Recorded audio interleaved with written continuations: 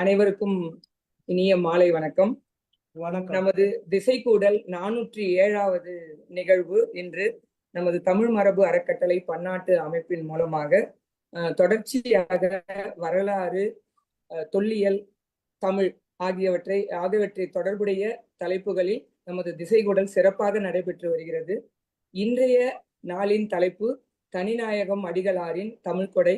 அதற்கு சிறப்புரையாளராக நமது முனைவர் வாமு சே முத்துராமலிங்க ஆண்டவர் இணைந்துள்ளார். நமது தமிழ் மரபு அறக்கட்டளை நிறுவனர்களின் ஒருவரான நா கண்ணன் ஐயா அவர்களுடைய நோக்க உரையை இப்போது கேட்கலாம். வாங்க ஐயா. எல்லோருக்கும் வணக்கம். தமிழ் கூறு நல்லுலகிற்கு தமிழகத்தின் செங்கல்பட்டிலிருந்து என் மாலை வணக்கங்கள். தமிழால் இணைவோம் என்ற அந்த ஒரே குறிக்கோளுடன் ஆரம்பிக்கப்பட்டது தமிழ் மரபு அறக்கட்டளை.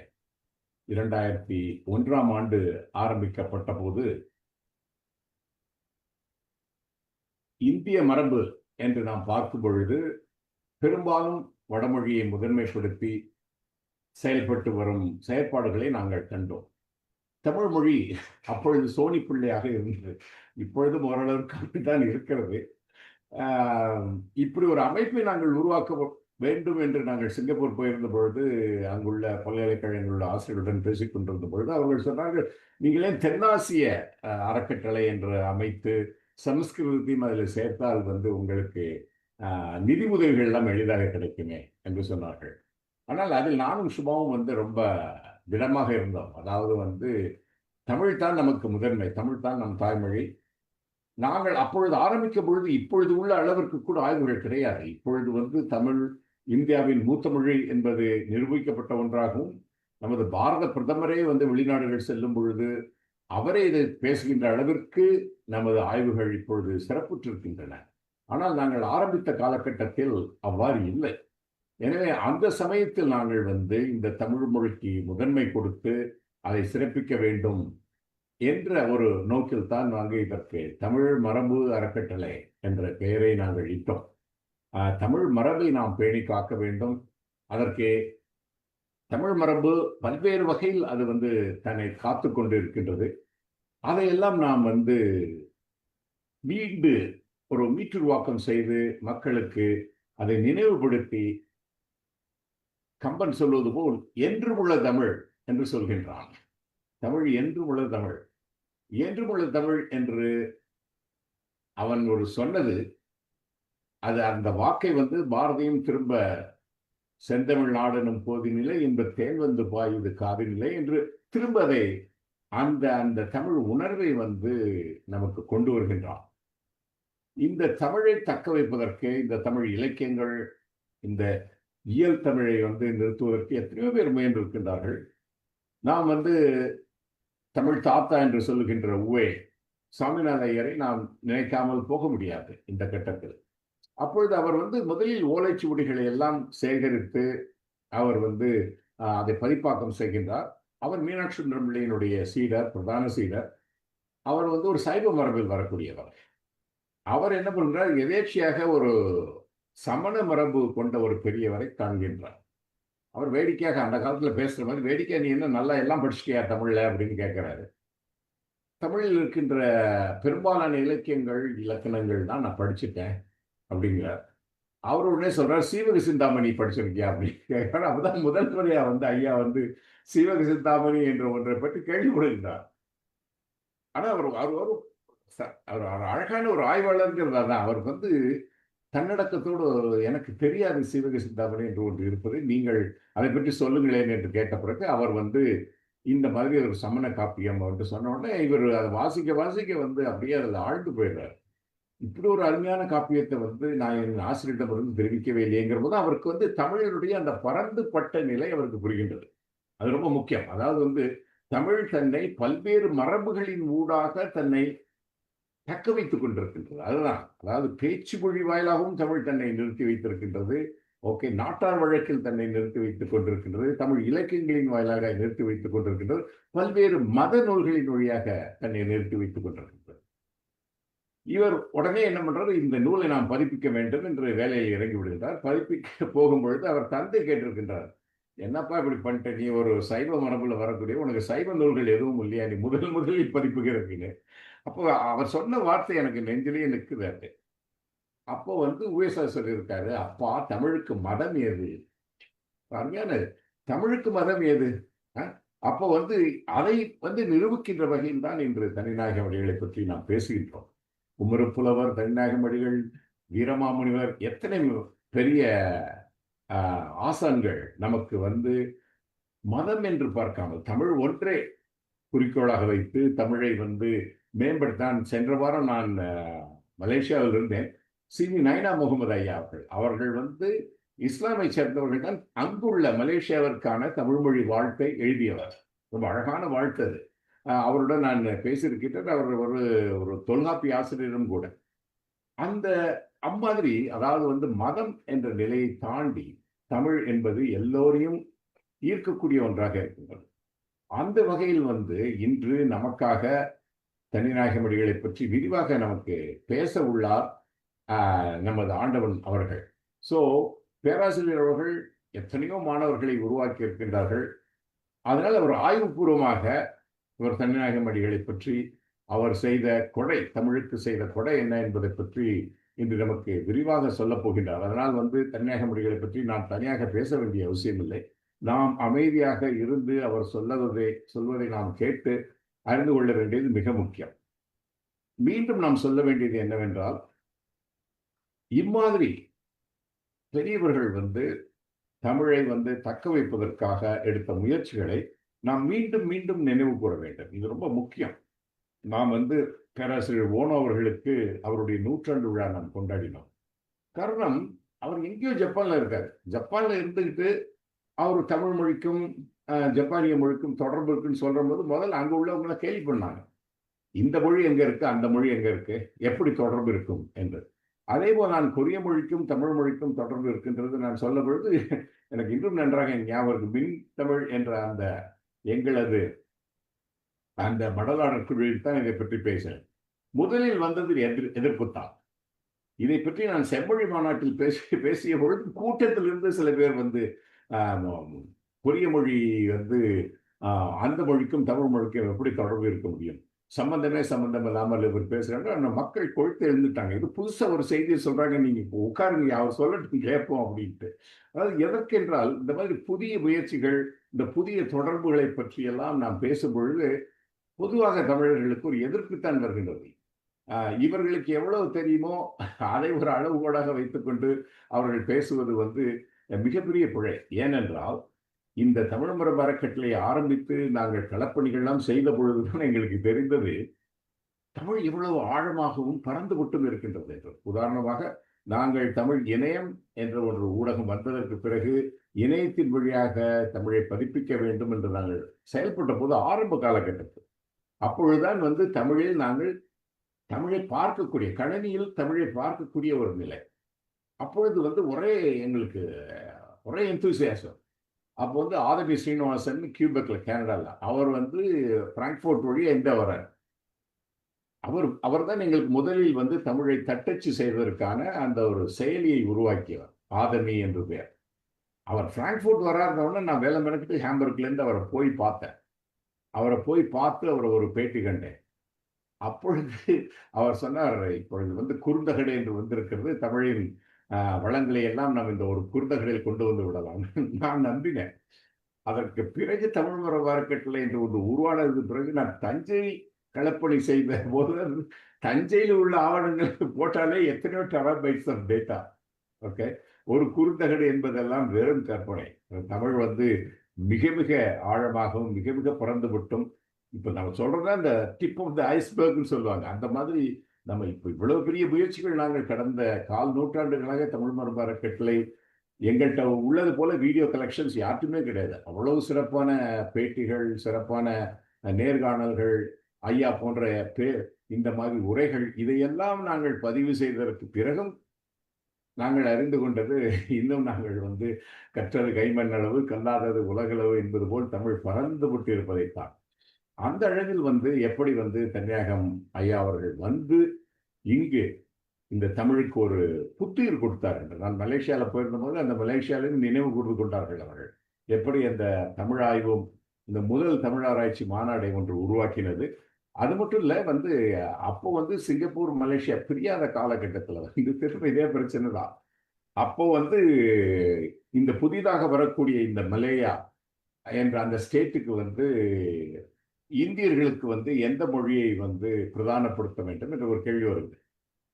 நீலகண்ட சாஸ்திரிகள் சமஸ்கிருதம் வைக்கணும் அப்படிங்கிறார்.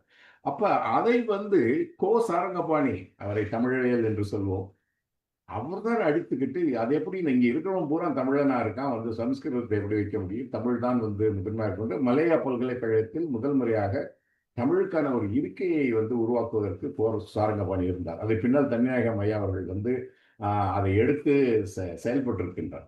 ஸோ இதெல்லாம் ஒரு முக்கியமான கான்ட்ரிபியூஷன். அதாவது தமிழ் இன்று நிலைத்து நிற்கின்றது. தமிழ் வளர்ச்சிக்கு ஒரு படிக்கட்டுகள் போல் இவர்கள் செயல்படவில்லை என்றால் இன்று தமிழ் இப்போது இருக்கின்ற இந்த பழமையான நிலையை நாம் இவ்வளவு பெருமையோடு இந்த தமிழை கொண்டு இந்த தமிழ் பீடு என்று சொல்கின்றோமே, அது இவ்வளவு எளிதாக வரவில்லை. பல்வேறு ஆசான்கள் இதோடு இணைந்து இந்த தமிழை காப்பதற்காக உதாரணமா நீங்க சங்க காலத்தையே நீங்க யோசிச்சு பாருங்க. சங்க காலத்து இத்தனை புலவர்கள் இருக்கும் பொழுது அவங்களுக்கு தோணி இருக்கு பாருங்க, இதை ஒரு தொகைப்படுத்த வேண்டும் என்று. எத்தனை பாடல்கள் போச்சோ தெரியாது, நமக்கு 10 பாட்டு ஓகே, புறநானூறு, ஒரு 400 பாட்டை சேர்த்து வச்சு ஒரு தொகை உருவாக்குகிறார்கள். அவர்கள் அப்படி யோசிச்சு அதை செய்யவில்லை என்றால் இன்று சங்கத்தை பற்றி நமக்கு ஒரு அறிவே இருந்திருக்காரு. எத்தனை மொழிகளுக்கு அந்த மாதிரி பெரிய இழப்புகள் எல்லாம் நடந்திருக்கின்றன. ஆக அந்த வகையில் நாம் யோசிக்கும் பொழுது தனிநாயகம் அடிகள் போன்ற பேராசான்கள் நமக்கு எவ்வளவு முக்கியம் என்பது நாம் உணர வேண்டும். அந்த வகையில் ஐயாவுடைய பிறந்த நாள் நாளை வருகின்றது. இன்று தமிழ் மரபு அறக்கட்டளை அவரை நினைவு கூர்ந்து தமிழ் மரபு அறக்கட்டளையினுடைய ஒரு சிறப்பு உரையாக இன்று நாம் ஆண்டவர் ஐயா அவர்கள் நமக்கு சிறப்புரையாற்ற இருக்கின்றார்கள். உங்களைப் போல் நானும் மிக ஆவலாக அவர் சொல்லுவதை கேட்பதற்கு காத்து கொண்டிருக்கின்றேன். நன்றி, வணக்கம். நன்றிங்க சார், மிக சிறப்பான நோக்க உரையை அளித்தீர்கள். தமிழுக்கான தொண்டுகளையும் தமிழ் மரபு அறக்கட்டளையின் சிறப்பினையும் தமிழினுடைய சிறப்பை ஒரு குறுந்தகட்டில் அடக்கிவிட முடியாது என்பதை சிறப்பாக எடுத்து கூறினீர்கள். உண்மைதான். இத்தகைய வளங்களை அப்போதிலிருந்து சேர்த்தவர்கள் போல நமது தமிழ் மரபு அறக்கட்டளையும் தேவையான தற்போதைய பல கருத்துக்களை பல வடிவங்களில் நமது இணையத்தில் சேர்த்து கொண்டே வந்திருக்கிறார்கள். நீங்கள் சொல்வது போல இந்த கருத்து செறிவு மிக்க தகவல்கள் வேறு எந்த தளத்திலும் கிடைக்குமா என்றால் சந்தேகம்தான். நோக்க உரை வழங்கிய கண்ணன் ஐயாவிற்கு நன்றி. அடுத்து நமது சிறப்புரையாளர் அவர்களை அறிமுகம் செய்வதில் மகிழ்ச்சி அடைகிறேன். ஐயாவுடைய சிறப்புகளை சொல்லிக்கொண்டே போனால் இந்த நிகழ்வில் பாதி நேரத்தை எடுத்துக்கொள்ள வேண்டும். அவருடைய தந்தையார் பெருங்கவிக்கோ வாமு சேதுராமன் ஐயா அவர்களை நினைவு கூர்ந்து அவர் தமிழில் முனைவர் பட்டம் பெற்று 20 ஆண்டுகளுக்கு மேலாக பேராசிரியராகவும் தற்பொழுது சென்னையில் ஆடவர் கல்லூரியில் கந்தசாமி ஆடவர் கல்லூரியில் முதல்வராக பணியாற்றி வருகிறார். எத்தனையோ இளம் முனைவர்களையும் எம்பில் பட்டதாரிகளையும் உருவாக்கி இருக்கிறார். நிறைய இணையத்தின் மூலமாகவும் தமிழுக்கான தொண்டுகளை தொடர்ந்து செய்து வருகின்றார். அவருடைய நூல்களாக நிறைய நூல்களை வெளியே வந்திருக்கிறது. தமிழ் கவிதைகளில் சமகால வரலாறு, வேர்களும் விழுதுகளும் தேர்ந்த ஒரு கவிதைகள் தொகுப்பு, உலகளாகிய தமிழ் அமைப்புகளில் பல்நாட்டு தமிழுறவு மன்றம் மூலமாக துறைதோறும் தமிழ் என்ற ஆய்வு நூல், டாக்டர் மூவா ஆய்வுக்கோவை, முக்கூடல் போன்ற பல நூல்களை அவர் வெளியிட்டிருக்கிறார். இவருடைய விருதுகள் என்று சொல்லும்போது 2005-6ஆம் ஆண்டில் இளம் அறிஞருக்கான குடியரசுத் தலைவர் விருதாக செம்மொழி விருதை வென்றிருக்கிறார். இதையெல்லாம் அவருடைய படிப்பும் அவர் என்னென்ன தமிழுக்கான தொண்டுகள் செய்திருக்கிறார் என்பதை வரிசைப்படுத்தி கொண்டே போகலாம். ஒவ்வொரு நிறைய ஆய்வு கட்டுரைகளை எழுதியது இல்லாமல் இளம் ஆய்வறிஞர்களையும் அவர் ஊக்கப்படுத்தி வருகிறார். தற்போது நமது தமிழ் மரபு அறக்கட்டளைக்கும் அவர் பல்வேறு பங்களிப்பை செய்திருக்கிறார். அவருடைய கல்லூரிக்கும் நம்முடைய நிகழ்வு சார்பாக நாம் சென்றிருக்கிறோம். அதில்லாமல் நாங்கள் குழந்தை நேய பள்ளிகள் கூட்டமைப்பு அப்படின்ற ஒரு நிகழ்வின் மூலமாக அங்கு ஒரு மீட்டிங் வைத்திருந்தாங்க. அதுக்கான ஏற்பாடுகளும் அவர் சிறப்பா செஞ்சு கொடுத்தார். இப்போ எந்த ஒரு வளர்ச்சிக்கும், தமிழ் வளர்ச்சிக்காகட்டும், குழந்தைகளோட வளர்ச்சிக்காகட்டும், மாணவர்கள் இளைஞர்களோட வளர்ச்சிக்கு அவர் துணை நிற்பார் என்பதை நாம் அருகிருந்து பார்த்திருக்கிறோம். அவருடைய சிறப்புகளை சொல்லிக்கொண்டே போகலாம். அத்தகைய சிறப்பு வாய்ந்த பேராசிரியரும் முதல்வருமான நமது ஆண்டவர் ஐயா அவர்கள் தனிநாயகம் அடிகளாரை பற்றி தற்போது சிறப்புரையாற்ற இருக்கிறார். பல்வேறு செய்திகளை நாம் தெரிந்து கொள்வோம் இந்த நிகழ்வின் மூலம் என்று எல்லோருமே ஆவலுடன் காத்து கொண்டிருக்கிறோம். வாருங்கள் ஐயா, உங்கள் சிறப்புரைக்கு காத்திருக்கிறோம். வணக்கம், அனைவருக்கும் வணக்கம். தமிழ் மரபு அறக்கட்டளையின் திசை கூடல் நிகழ்ச்சியில் எனக்கு வாய்ப்பு அளித்த தமிழ் மரபு அறக்கட்டளையினுடைய மேடம் சுபாஷினி அவர்கள் மிகச்சிறந்த ஒரு பெண்மணி, வீர பெண்மணி, ஆய்வு பெண்மணி, கல பெண்மணி, தொல்லியல் சொல்லிக்கொண்டே போகலாம் சிறப்புகளை. அப்புறமா அவங்கள மாதிரி சுறுசுறுப்பா இயங்குறதுக்கு இன்னொரு ஆள் பிறந்து வரணும். அவங்களோட இணைந்து ஓட்டம் செய்யறது என்பது ஒரு நமக்கு ஒரு புத்துணர்ச்சியை கொடுக்கும். அப்படிப்பட்ட ஒரு தமிழ் மரபு அறக்கட்டளை. நம்ம ஐயா என்னை அறிமுகப்படுத்திய நம்முடைய அவர் பேரே கண்ணன் கிடையாது, கொரியா கண்ணன் தான், அப்படிதான் முடிச்சிருக்கு. ஏன்னா கொரிய மொழிக்கும் தமிழ் மொழிக்கும்னு உறவு இருக்குன்னு சொல்லி ஒரு மிகப்பெரிய ஒரு அதிர்ச்சியையும் திருப்பு முனையும் ஆராய்ச்சி உலகத்தை ஏற்படுத்தினார். அவருக்கு இணைய வழியில பார்த்தீங்கன்னா பல்லாயிரக்கணக்கான வாசகர்கள் அவருடைய இந்த கொரிய தமிழ் உறவை கொண்டாடுறாங்க. அதுல நானும் ஒருத்தன். அந்த இங்கிருந்துதான் அரசி போனா ஒரு தாய்மொழி சமூகம் அப்படின்னு சொல்லும் போது அவருடைய ஆய்வுகள் எல்லாம் பிரமிக்கத்தக்கவையாக இருந்தது. இதுக்கெல்லாம் வேறுபட்டவர் தான் ஜனநாயக அடிகளார். ஜனநாயக அடிகளாருடைய அடிப்படையே உலகம் முழுக்க பண்பாடுகளை தமிழ் பண்பாடு இணைக்க வேண்டும், நம்முடைய தமிழ் பண்பாடுடைய சிறந்த தன்மைகளை அதோடு இணைக்க வேண்டும் அப்படின்னு ஆரம்பிச்ச அவருடைய முயற்சிகள் தான் நீங்க கொரியா கண்ணனா வளர்ந்துருக்குன்னு நினைக்கிறேன். இப்படி எல்லா உலக மொழிகள் அத்தனைக்கும் தமிழுக்குமான தொடர்பு மிக ஆழமானது, விரிவானது. அது அறிவியல் பூர்வமாகவும் தரவுகளோடும் சரியா செய்யக்கூடிய ஒரு ஆராய்ச்சி மனப்பான்மையும் உலகமும் வர வேண்டியதுதான் ஜனநாயக அடிகளாருடைய சிந்தனை. அந்த வகையில நம்ம சுபாஷினி மேடம் எங்களோடு இணைஞ்சு பச்சையப்பன் கொடூரில் இணைந்து முதல்ல இந்த சிந்துவெளி நூற்றாண்டு அந்த அகழாய்வு கருத்தரங்கத்தை நடத்தும் போது ஆர் பாலகிருஷ்ண ஐயாவை நாங்கள் தான் முதல்ல கூப்பிட்டோம். அவ்வளவு பெரிய பச்சையப்பன் படையினை பச்சையப்பன் மாணவர்கள்லாம் கொஞ்சம் அடக்கிறது ரொம்ப கடினம். அவர்களையே நாங்கள் அமைதிப்படுத்தி அவர்களுக்கு சிந்துவெளியினுடைய சிறப்பை பற்றி, சர்ஜான் மார்சலுடைய அந்த இதை பற்றி எல்லாம் சொல்லி அதை கொண்டாட வைத்த பெருமை சுபாஷினி மேடத்துக்கு உண்டு.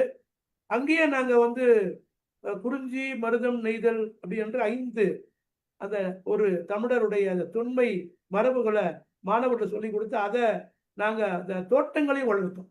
பச்சையப்பன் பகுதி நம்ம தமிழ் மரபு அறக்கட்டளை நான் தமிழ்துறை தலைவராக பொறுப்பேற்றவன ஒரு புரிந்துணர்வு ஒப்பந்தம் போட்டு சிறப்பாக கல்லூரிகள் இருக்க இளைஞர்களுக்கு எப்படி நம்முடைய தொல்லியல், தமிழியல், நம்முடைய அயல்நாட்டு தமிழோட தொடர்பு, கணினியியல் இதெல்லாம் அப்படி ஊற்றுறது என்பதை நாங்கள் செஞ்சோம். அவங்க என்கிட்ட வேண்டுகோள் கொடுத்தாங்க, ஐயா தனிநாயக அடிகளாரை பற்றி இளைஞர்களுக்கு தெரியாம இருக்கு, அந்த இளைஞர்களுக்கு தெரிய வைக்கணும், அதுக்கு என்ன செய்யலான்றாங்க. அவங்க சொல்லும் பொழுது அனைத்து கல்லூரிகளும் தனிநாயக அடிகளாருடைய அந்த விழாவினை கொண்டாட வேண்டும் என ஒரு தீர்மானம் எடுத்தாங்க. அது நம்முடைய அண்ணா நூலகத்துல தான் எடுத்தாங்க. அன்னைக்கு உயர்கல்வித்துறை அமைச்சராக இருந்த கோவி செழியன் அவர்கள் என்னுடைய மாணவர். அந்த விழாவுக்கு நான் அவரை அழைச்சு வந்த சுபாஷினி சொன்னாங்கன்னு அழைச்ச உடனே அங்கேயே நான் அறிவிப்பு செஞ்சேன். முதல் முறையா எங்க கல்லூரி திருநாயக அடிகளாரை பற்றி நடத்தும்னு சொன்னேன். வேற யாரும் அங்க சொல்லலை, நான் சொன்னேன். சொன்னபடியே திருநாயக அடிகளாருடைய நூற்றாண்டு விழா முடிஞ்சு போச்சு. அது தொடர்ச்சியான 100 விழாவை நம்மளுடைய கல்லூரியில நடத்தி மிகப்பெரிய அறிஞர்கள் எல்லாரையும் கூப்பிட்டு சுபாஷினி மேடம் வந்திருந்தாங்க. கூப்பிட்டு அவருடைய தமிழியலுடைய ஆராய்ச்சியை பற்றி ஒரு சிறப்பாக ஆவணப்படுத்தி அன்றைக்கே ஒரு நூலையும் வெளியிட்டோம். இதான் அந்த நூல், நம்முடைய தனிநாயக அடிகளாரும் தமிழியலும் என்ற நூல். இந்த நூல்ல நான் பின்னாடி குறிச்சிருக்கிறேன் இன்னொரு பெரிய ஆளுமை, ஒரு யாருன்னு தெரியுது. இவருதான் சுப்பிரமணியம் சொல்லப்படுவர். அவரு நான் சொல்லியிருக்கிறேன், இந்த சமகாலத்தினுடைய தமிழ் ஆராய்ச்சியின் இரு கண்கள் யாருன்னா, ஒரு கண் திருநாயகடிகளார், இன்னொரு கண் சுப்பிரமணியம். இவங்க 2 பேருடைய ஆராய்ச்சி திட்டங்களையும் ஆராய்ச்சி நுட்பங்களையும் இவங்க ஆராய்ச்சிக்காக உழைத்ததை நம்ம தெரிந்து கொள்ள என்றால், தமிழ் ஆராய்ச்சி கிடையாது, தமிழ் கல்வி கிடையாது, தமிழ் வளர்ச்சி கிடையாது. நாம் அதை அறியாம இருக்கிறோம். தமிழ் பேராசிரியர்களே அறியாம இருக்கிறோம். அதுதான் இங்க ஒரு பெரிய நல்வாய்ப்பின்மை. இதுல அவர் சொல்லியிருக்கிறாரு, நம்முடைய சுப்பிரமணியா சொல்லியிருக்கிறாரு, அதை நான் படிக்கிறேன். தமிழ் மொழி பழமையானது, அதன் சங்க இலக்கியம் ஏற்றமுடையது, அதன் பக்தி இலக்கியம் மனதை உருக்கும் இயல்புடையது, சிலப்பதிகார காவியம் உலக இலக்கியங்களில் சிறப்புடன் பெறத்தக்கது என்று பிற நாட்டார் அறிந்திடச் செய்தவர் நம்முடைய திருநாயகமடிகளார். நமக்குள்ள ஒரு பெருமையை பேசல. அவரு பிற நாட்டார் அறிவுறதுக்காக அவர் பாடுபட்டு கிட்டத்தட்ட 16 மொழிகளை பயின்றிருக்கிறார். 16 மொழிகளை பயின்றவர் அவர் திருநாயகடிகளார். அவர் உலக மாநாடு மலேசியாவில் நடத்தியதும் அவர்தான். அதன் பின்னர் தான் சென்னை, பாரிஸ், யாழ்ப்பாணம் என அது உலகத்தமிழ் மாநாடாகவும் உலக செம்மொழி மாநாடாகவும் இன்றைக்கு விரிந்து பறந்து இன்னைக்கு மாநாடுகள் கருத்தரங்கம் என்பது எப்படி மாநாடாக மாற்றம் பண்றது என்பதே ஒரு ஆராய்ச்சிக்குரியது. திருநாயகமடிகளார் தொடங்கிய போது அது கருத்தரங்கு தான், செமினார் தான். ஆனா அது எப்படி உங்களுக்கு மாநாடாக மாற்றம் பெறுகிறது என்பது அது ஒரு தனி வரலாறு. இது குறித்து நான் விரிவாக ஆராய்ந்திருக்கிறேன். உலகளாவிய தமிழ் அமைப்புகள் என்ற நூல் ஒரு என்னுடைய ஆய்வேட்டிலே டாக்டர் பொற்கோ அவர் வழிகாட்டலில் அந்த ஆய்வினை சமர்ப்பித்து அது நூலாக வெளிவந்து என்னோட படி இல்லை. திரும்பவும் அப்டேட் பண்ணணும். உலகளாவிய தமிழ் அமைப்புகளை பற்றி மிகப்பெரிய வேலைகள்லாம் செய்திருக்கிறேன். இதெல்லாம் தெரிந்த அறிஞர்கள் தெரிஞ்சிருக்காங்கன்னு தெரியல, ஆனால் சொல்ல வேண்டிய கடமை இருக்கிறது. அப்படிப்பட்ட ஒரு பெருமகன் தான் நம்ம திருநாயகமடிகளார். அவர் அவருடைய ஆற்றல் என்ன, அவருடைய பன்முக ஒரு துறைதோறும் துடித்தெழுந்து தமிழுக்கு தொண்டு செய்வான் சொன்னார் மகாகவி பாரதிதாசன் அவர். அப்படி துறைதோறும் துடித்தெழுந்து தொண்டு செஞ்ச ஒரு பெருமகன் திருநாயகடிகள். அவர் 1913ஆம் ஆண்டு, அதாவது நாளை ஆகஸ்ட் 2ஆம் தேதி இலங்கையிலே நெடுந்தீவு என்ற இடத்திலே பிறந்த பெருந்தகை தான் பிறந்தார். அவர் மறைந்த போது 1980 என்று நினைக்கின்றேன். கிட்டத்தட்ட அவருக்கு ஒரு 67 ஆண்டுகள் வாழ்ந்த பெருந்தகை. 67 ஆண்டுகள் வாழ்ந்த பெருந்தகையினுடைய பணி என்பது தமிழ் உள்ளவரை, தமிழ் ஆராய்ச்சி உள்ளவரை திருநாயகமடிகளாருடைய பணி என்பது சிகரம் போல அந்த பணி, இமாலயம் போல அந்த பணி நிற்கக்கூடிய அளவிற்கு நம்முடைய பணிகளை செய்த ஒரு பெருமகன் தான் திருநாயகமடிகளார். அப்படி என்ன பணிகளை செய்தார் சொல்றீங்களா? தமிழை முதலிலே ஒரு நிறுவனமாக கட்டமைப்பதில் திருநாயகடிகளாருடைய பங்கு மகத்தானது. இதை நான் சொல்லல, திருநாயகடிகளாரை பற்றி சுப்பிரமணியம் அவர்கள் முதல் மன்றம், தமிழ் ஆராய்ச்சி மன்றம் என்று சொல்லுவாங்க. அது அனைத்துலக தமிழ் ஆராய்ச்சி மன்றம், IATR, international association of Tamil research என்று சொல்வார். இப்ப அனைத்துலக தமிழ் ஆராய்ச்சி மன்றம் என்பது உங்களுக்கு எல்லாம் தெரியுமா? தமிழிலே, இந்திய மொழிகளிலே எந்த மொழிக்கும் மாநாடு நடத்தாத போது, கருத்து நடத்தாத போது, மன்றம் தொடங்காத போது முதலிலே இந்திய மொழியிலே முதல் ஆராய்ச்சி மன்றம் கண்ட மொழி தமிழ். முதல் ஆராய்ச்சி மாநாட்டை கண்ட மொழி தமிழ். அதுக்கப்புறம் தான் தெலுங்கு வந்தாங்க, கன்னடம் வந்தாங்க, வடமொழிலாம் வந்தாங்க. ஆனால் இதற்கெல்லாம் காரணம் யார்? அதே மாதிரி முதல் அச்சாக்கம் தமிழ் மொழியில் நடைபெற்றது, முதல் லக்சிகன் தமிழ் மொழியில் நடைபெற்றது. இப்படி தமிழுக்கான பெருமைகளை சொல்லிக்கொண்டே போகலாம்.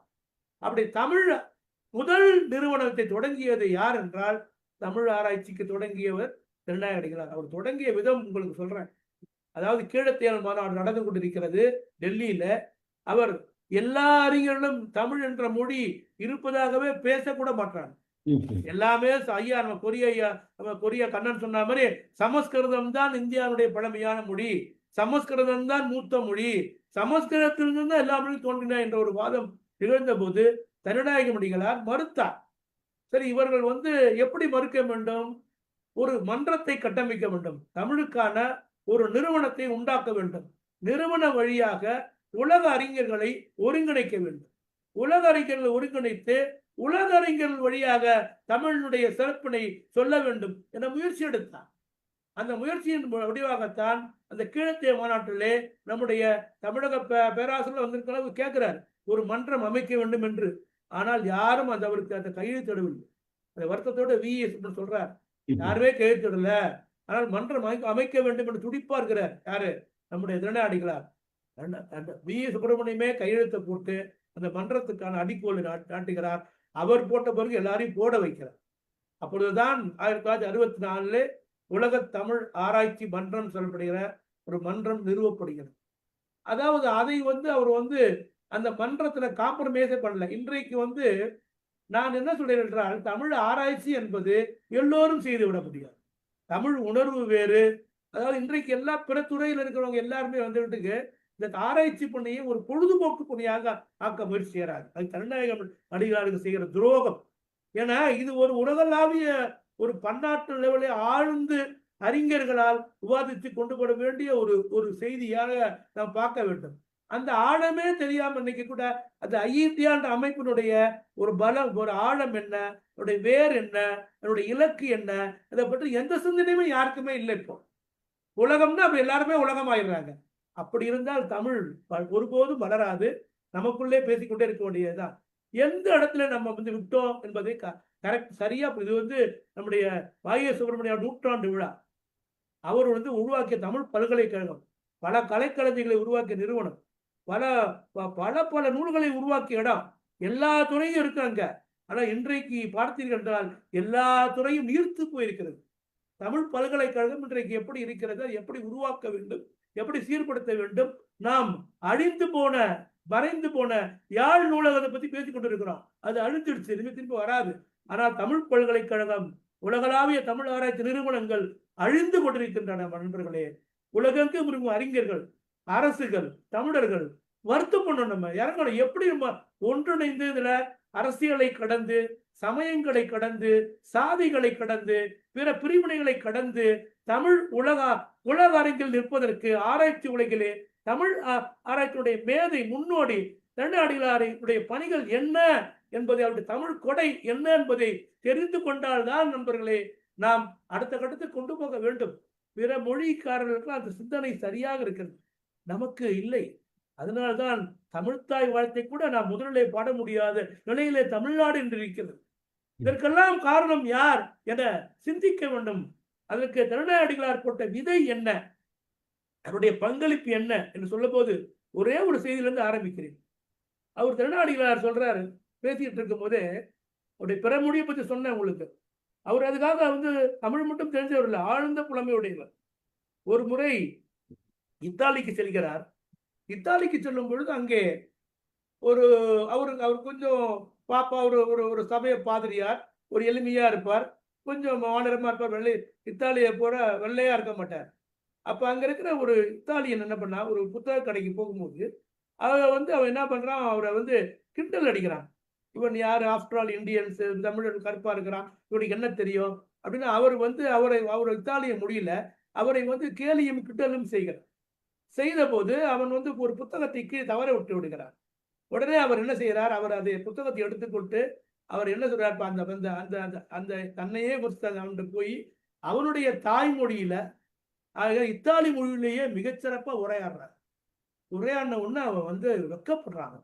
இத்தாலி மொழி உங்களுக்கு தெரியுமா? நல்லா தெரியும். என்ன உங்களுக்கு என்ன கேள்வினா கேளுங்க. கேட்ட உடனே அதிர்ந்து போய் அவன் கணக்க ஐயா, உன்னுடைய கருத்தை நான் மாற்றிக்கொள்கிறேன். உருவத்தை வைத்து இடம் விடக்கூடாது. நீங்கள் பெரிய அறிஞர், என்னை மன்னித்து இல்லை, அப்படி இல்லை, நீங்க எல்லாரோடும் அன்பாகவும் அப்படின்னு நடத்த முடியும். அவனையும் திருத்தி அதற்கு புரிஞ்சதுக்கான ஒரு இத்தாலிய மொழி அறிவு இருந்தது தான். ரொம்ப வியப்பான செய்திகள். அவரோட நீங்க திருநாடிகளாருடைய சிறப்புகளை நீங்க சொல்லிக்கொண்டே போகலாம். அப்படி அவர் சொல்லும் பொழுது, சுப்பு அப்படின்னு சொல்றாரு. யார? நம்ம சுப்பிரமணிய வாயு சுப்பிரமணியத்தை. இந்த வடமொழி வேதங்கள் நீ படிச்சிருக்கியான்ற? இல்ல நான் படிக்கலன்றாரு. இல்ல சுப்பு, நீ தப்பா சொல்ற, நீ படிக்கணும், அதையும் படிக்க வேண்டும். நம்ம எதுவும் நம்ம வந்து படிக்காமையே மறுத்துடக்கூடாது. நான் படிச்சேன்றார். என்ன நீங்க படிச்சீங்களா? ஆமா, ரிக், ஜசூர், அதர்வன எல்லாத்தையும் படிச்சுட்டேன். அவர் படிச்சுட்டு நீங்க என்ன கருத்து? இல்ல, நான் படித்து முடிச்சு சொல்றேன், என் தமிழ் மொழியில் இருக்கிற சங்க இலக்கியம் போல ஒரு உயர்வான இலக்கியம் அதில் இல்லை. அது முழுக்க மந்திர பாடல்கள் தான், அதுல வெறும் சடங்குகள் தான், புராணம் தான் இருக்குது அப்படின்னு சொல்லும் போது சுப்பு இல்ல நீங்க மிகையா சொல்றீங்க. அப்புறம் குரு வந்து வேதங்களை மொழிபெயர்த்து படிக்கிற வாயஸ் படித்த பிறகு அவர் சொன்னது 100க்கு 100 உண்மை என வாயஸ் ஒத்துக்கொண்டார். அப்ப எப்படி ஒரு கண்மூடித்தனமாக சமஸ்கிருதம் தான் மிகச்சிறந்த மொழி, அது மிகச்சிறந்த மொழி என்பதை நாங்கள் மறுக்கல, ஒண்ணு சொல்லல. ஆனால் தமிழ் அதை விட மிகச்சிறந்த மொழி என்பதை ஒத்துக்கொள்ள நம்முடைய இந்திய ஆய்வுலகம் மறுக்கிறது. அததான் இந்தியவள் என்றாலே அது வந்து வடமொழி சார்ந்த படிப்பு தான் நினைக்கிற ஒரு தன்மையை மாற்றி திருநாயகடிகளார் தமிழியலை கட்டமைத்த ஒரு பெருவர். இன்னைக்கு தமிழியல் எங்கேயுமே இல்லை. தமிழ் சென்னை பல்கலைக்கழகமே தமிழ் துறையில 2 பேராசிரியர் இருக்கிறாங்க, இழுத்து 3 நிலையில் இருக்குது. அதே மாதிரி எல்லா பல்கலைக்கழகங்கள்லயும் தமிழ் இல்லை. நம்ம என்ன தமிழ் வாழ்க வாழ்கன்னு சொன்னோம், தமிழ் வாழ்ந்ததான் நம்ம வாழ்ந்திருக்கிறோம், தமிழ் வாழவில்லை. ஒப்பீட்டு இலக்கெல்லாம் வந்து ஒரு 15 பேர் இருக்க வேண்டிய சென்னை பல்கலை துறைகளே எனக்கு இல்லை. நான் பல்கலைக்கழக மாணவன் தான், நானே வருத்தப்படுறேன். படித்த இளைஞர்களுக்கெல்லாம் வேலை இல்லை. அப்ப தமிழ் ஆராய்ச்சி என்பது எப்படி வளர வேண்டும்? ஐயா சொன்னார்ல, எப்படி வந்து நீலகண்ட சாஸ்திரியை விட்டுட்டு முதல் முறையா இந்தியன் ஸ்டடீஸ் என்பதை ஒரு மலேசிய மண்ணில் தொடங்குறாரு. அதை தொடங்கும் போது அவர் செய்த பணி, அவர் என்ன பண்றாரு, முத்திங்கழுதல் ஆரம்பிக்கிறார். தமிழ் கல்ச்சர் சொல்லப்படுகிற முத்திங்கழுதல், அந்த அந்த ஆவணங்கள் எடுத்து பாருங்க. நீங்க உலக தமிழ் ஆராய்ச்சி அந்த மன்றத்தை கட்டமைப்பதற்கும் உலக தமிழ் ஆராய்ச்சி மாநாட்டினை மலேசியாவில் நடத்துறதுக்கும் கிட்டத்தட்ட ஒரு 12 ஆண்டுகளாக உழைத்து ஒரு அடிப்படை கட்டுமானத்தை உருவாக்கியிருக்கிறார். அது யாராவது நமக்கு தெரியுமா? அதுதான் முதல் 1952 முதல் இதழ் வெளிவந்தது.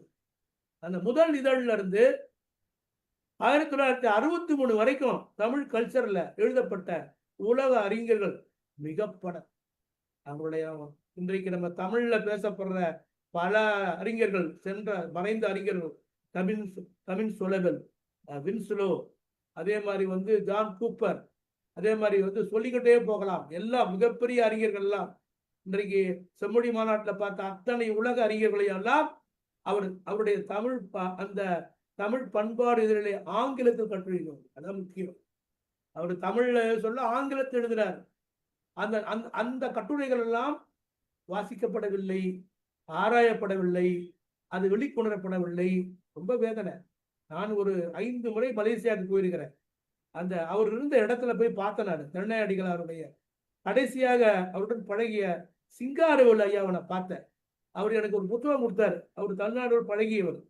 சவுத் ஏசியால முழுக்க எப்படி வந்து ராமாயணம் பரவி இருந்த ஸ்டடி, அது அற்புதமான ஸ்டடி.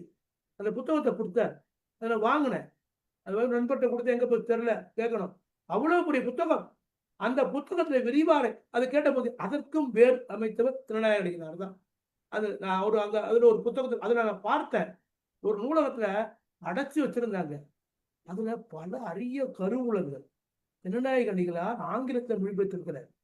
அத்தனையும் அதை அச்சடிக்கப்படாமல் அங்க இருக்கிற குழு மனப்பான்மையினால் சரியாக இயங்காமல் அப்படியே இருக்கு. பல பல ஆவணங்களை நான் கண்டு வியந்தேன். ஏன் நம்ம தமிழர்கள் வந்து நமக்கு வாய்ப்பு கொடுத்தா கூட, நமக்கு ஒரு அமைப்பு நிறுவனத்தை கையில கொடுத்தா கூட, ஆனால் சரிவர அதை நிர்வகிக்க வழிநடத்த தெரியாதவர்கள் தமிழர்கள் என்பது தர்ச்சிய நிலையா இருக்குது. ஏன்னா ஒரு நிறுவனத்தை கையில கொடுத்தா கூட சிறப்பு நடத்தணும்ல, தொடர்ச்சியா நடத்தணும்ல. நம்ம வந்து வெறுமனே சமஸ்கிருதத்துக்கு எத்தனை பேர் கொடுத்துட்டாங்க அப்படின்னு நம்ம புலம்புறமே தவிர, இன்றைக்கு தமிழ்நாட்டில் இருக்கிற தமிழ் துறைகளும் தமிழ் ஆராய்ச்சி நிறுவனங்களும் தமிழுக்கான பல்கலைக்கழகங்களும் முறையாக தமிழ்நாடு அரசால் நிதி ஒதுக்கி உயர்த்தப்படுகிறதா, பராமரிக்கப்படுகிறதா? இல்ல, தொடர்ச்சி இல்ல. தொன்மை இருக்கு, தொடர்ச்சி இல்ல. அதுக்கு தமிழ்நாடிகளார் மிகப்பெரிய அடிப்படையை போட்டிருக்காரு. அவர் போட்ட அடிப்படை தான் உங்களுக்கு பிரெஞ்சு இன்னைக்கு இண்டாலஜின்னு சொல்றோம். இன்னைக்கு பாண்டிச்சேரியில் இருக்கிற பிரெஞ்சு இன்ஸ்டிடியூட் பாருங்க, இண்டாலஜி, அங்க இருந்து பல நூல்களை மொழிபெயர்த்திருக்கிறாங்க ஆங்கிலத்திலாம். அந்த நூல்களுக்கெல்லாம் பேஸ் போட்டவர் யாருன்னா திருநாயக அடிகளார். அவர் தான் பிலியோசோவோட தொடர்பு கொண்டு மாநாட்டை நடத்துறதுக்கு முயற்சி பண்ணாரு. பிலியோசோவனுடைய கட்டுரை முதல் ஆராய்ச்சி மாநாட்டிலே வந்திருக்குது. அவ்வளவு பெரிய அறிஞர் அவர். அவருடைய ஆராய்ச்சி எடுத்தீங்கன்னா மிகப்பெரிய ஆராய்ச்சியா இருக்கு பிலியோசோ அவர்கள். நம்முடைய காரைக்கால் அம்மையாருடைய அந்த வழிபாடு தெற்காசியா முழுக்க பரவி பிலியோசோ அவர்கள். அவ்வளவு பெரிய ஆராய்ச்சி, அதை தெரிஞ்சு கூட நம்ம இருக்கிறோம். நம்ம அப்பேற்பட்ட ஒரு உலகம் முழுக்க தமிழ் கல்வி எப்படி இருந்தது? அமெரிக்காவில் 18 இடங்கள் தமிழ் கல்வி இருந்தது. ஜெர்மன்ல 28 இடங்கள் இருந்தது. அதே மாதிரி பிரான்ஸ்ல இருந்தது. உலகம் முழுக்க தமிழ் கல்வி இருந்தது. அதெல்லாம் போய் ஸ்டடி பண்றாரு. ஒவ்வொரு பல்கலைக்கழகம் போய் உரையாற்றுறாரு. தமிழின் பெருமையை சொல்றாரு. ஒரு இடத்துல நம்முடைய சங்க இலக்கியத்தினுடைய பெருமையை சொல்லிட்டு இருக்கும் போது உலகளாவிய கலாச்சாரத்தோடு இணைந்து எப்படி சங்க இலக்கியம் சிறப்புடையதுன்னு சொல்றாரு. ரொம்ப அது நம்ம நம்ம நம்ம பெரியவர்கள் எல்லாம் பெரிதே உலகம் பேருணர் பலரே என்று வாழ்ந்தவர்கள், யாதும் ஊரே யாவரும் பேர் வாழ்ந்தவர்கள் அப்படின்னு தன்னுடைய அந்த சங்க இலக்கிய மாட்சியினை மிகச்சிறப்பாக சொல்கிறார். சங்க இலக்கியம் என்பது எந்த சமயத்திற்கும் சொந்தமானதல்ல, அது உலக பொதுவானவை. மக்கள் முதலிய அகனைத்தனையும் சுட்டி ஒருவர் பெயர் கொள்ள பெறார் சொல்றாரு பாருங்க. அந்த பொதுமை தன்மை உலக இலக்கியத்துல எந்த இலக்கியத்துக்கு இல்லை என்று 16 மொழிகளை பயின்று கற்றறிந்து சொல்றார். அதே மாதிரி கிரேக்க இலக்கியத்தை படிச்சார். கிரேக்க இலக்கியமும் தமிழ் இலக்கியமும் ஒப்பிடுறார். கிரேக்க இலக்கியத்துல என்ன குறைகள் இருக்குன்னு பாக்குறாரு. தமிழ் இலக்கியத்தில் என்ன சிறப்புகள் இருக்குன்னு சொல்றாரு. அவர் சொல்ற விஷயங்கள்லாம் ஆழமா இன்னும் ஆராயப்படவே இல்லை. தமிழ் ஜனநாயக அடிகளார் நம்ம முதற்தளவுல பேசிக் கொண்டிருக்கவே தவிர அவர் செய்த ஆராய்ச்சிகளிலே ஒரு 5% கூட முன்னெடுக்கவில்லை என்பதுதான் நண்பர்களே வேதனையான செய்தி. அதை தெரிந்து கொள்ளக்கூடிய ஆர்வமும் நம்மள்கிட்ட இல்லாம இருக்கு. ஒரு மொழிக்கு ஒரு ஆராய்ச்சி மாநாடு நடத்தியவர், ஒரு மொழிக்காக இயங்கியவர்.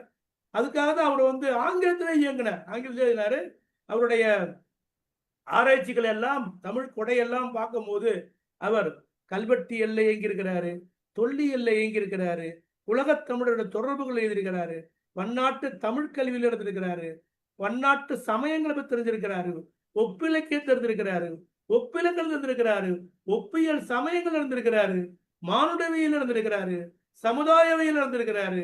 இப்படி அவருடைய பெருமைகளை சொல்லிக்கொண்டே போகலாம். ஆனா அதற்கான வித்துக்களை அவர் ஊன்றி சென்றுள்ளார். அந்த வித்துக்கள் வளர்ந்திருந்தால் இன்றைக்கு தமிழ் எங்கோ ஆலமரமாக விரித்திருக்கும். உலகம் முழுக்க நாம் விரிந்திருக்கிறோம். இந்த புலம்பெயர்வுக்கு பிறகு விரிந்திருக்கிறோம். ஆனால் தமிழ் ஆராய்ச்சி உலகிலே உலகளவிலே இருப்பதற்கு ஒரு மிகப்பெரிய ஒரு அடிப்படை காரணமே நம்முடைய சேவியர் வணக்கத்திற்குரிய திருநாயக அடிகளார் தான். அவருடைய அந்த ஆராய்ச்சி முடிவுகள் எல்லாம் பாருங்க.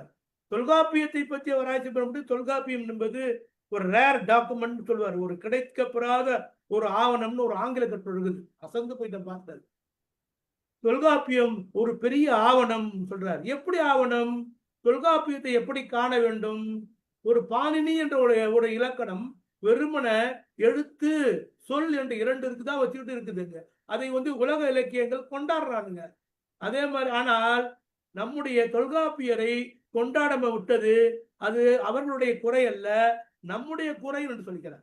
அதுக்காக ஆங்கிலத்தை தொல்காப்பியத்தை மொழிபெயர்க்கிற முயற்சியெல்லாம் ஈடுபட்டாங்க. அறிஞர்கள் எல்லாம் 2 பேர் மொழிபெயர்த்தாங்க. இன்னும் மொழிபெயர்த்து கொண்டிருக்காங்க. இன்னும் பல மொழிபெயர்ப்பு தொல்காப்பியத்துக்கு வர வேண்டும். போதாமை. இப்படி ஒரு சூழல் தமிழ் செம்மொழியா இருக்குன்னா அதுக்கெல்லாம் காரணம் ஜனநாயக அடிகளார் போன்ற அறிஞர்கள் தமிழை உலக அளவில் பரப்பியதனுடைய ஒரு வெற்றி தான் தமிழ் செம்மொழியானது. நம்ம ஐயா சொன்ன மாதிரி, கொரியா மொழி சொன்ன மாதிரி இந்த ஜப்பான் தமிழனுடைய உறவுக்கு இப்ப நான் கூட ஜப்பான் புத்தகம் போட்டு விட்டுருக்கிறேன். நான் ஜப்பானுடைய இலக்கியங்களையும் மன்னோஷ இலக்கியங்களையும் ஒப்பிட்டு போட்டிருக்கிறேன். இதுக்கெல்லாம் அடிப்படை அமைச்சர் அவர்தான் முதல்ல. அவரும் கால்டுவெல்லும் தான் ஜப்பானிய மொழிக்கும் தமிழ் மொழிக்கும் உறவு இருக்குன்னு சொன்னவங்க. அதுக்கப்புறம் தான் டாக்டர் பொர்கோ அவர்கள், டாக்டர் மன்னும சண்முகதாஸ் அவர்கள்லாம் இணைந்து ஜப்பானிய சுசுமு ஓனோ என்ற ஒரு அறிஞர் ஜப்பானில் இருந்து ஐதாமுலர் 2 புத்தகம் போட்டிருக்காரு. இன்னும் ஜப்பானியர்கள் அதை ஒத்துக்கொள்கிறார்கள். நம்மவர்கள் தான் மறுக்கிறார்கள். தமிழுக்கான பெருமையை நம்மவர்கள் தான் மறுக்கிறார்கள். ஜப்பானிய மொழி வந்து இன்றைக்கு எளிமையாக தமிழ் வழியாக பயிலலாம் என்றாங்க.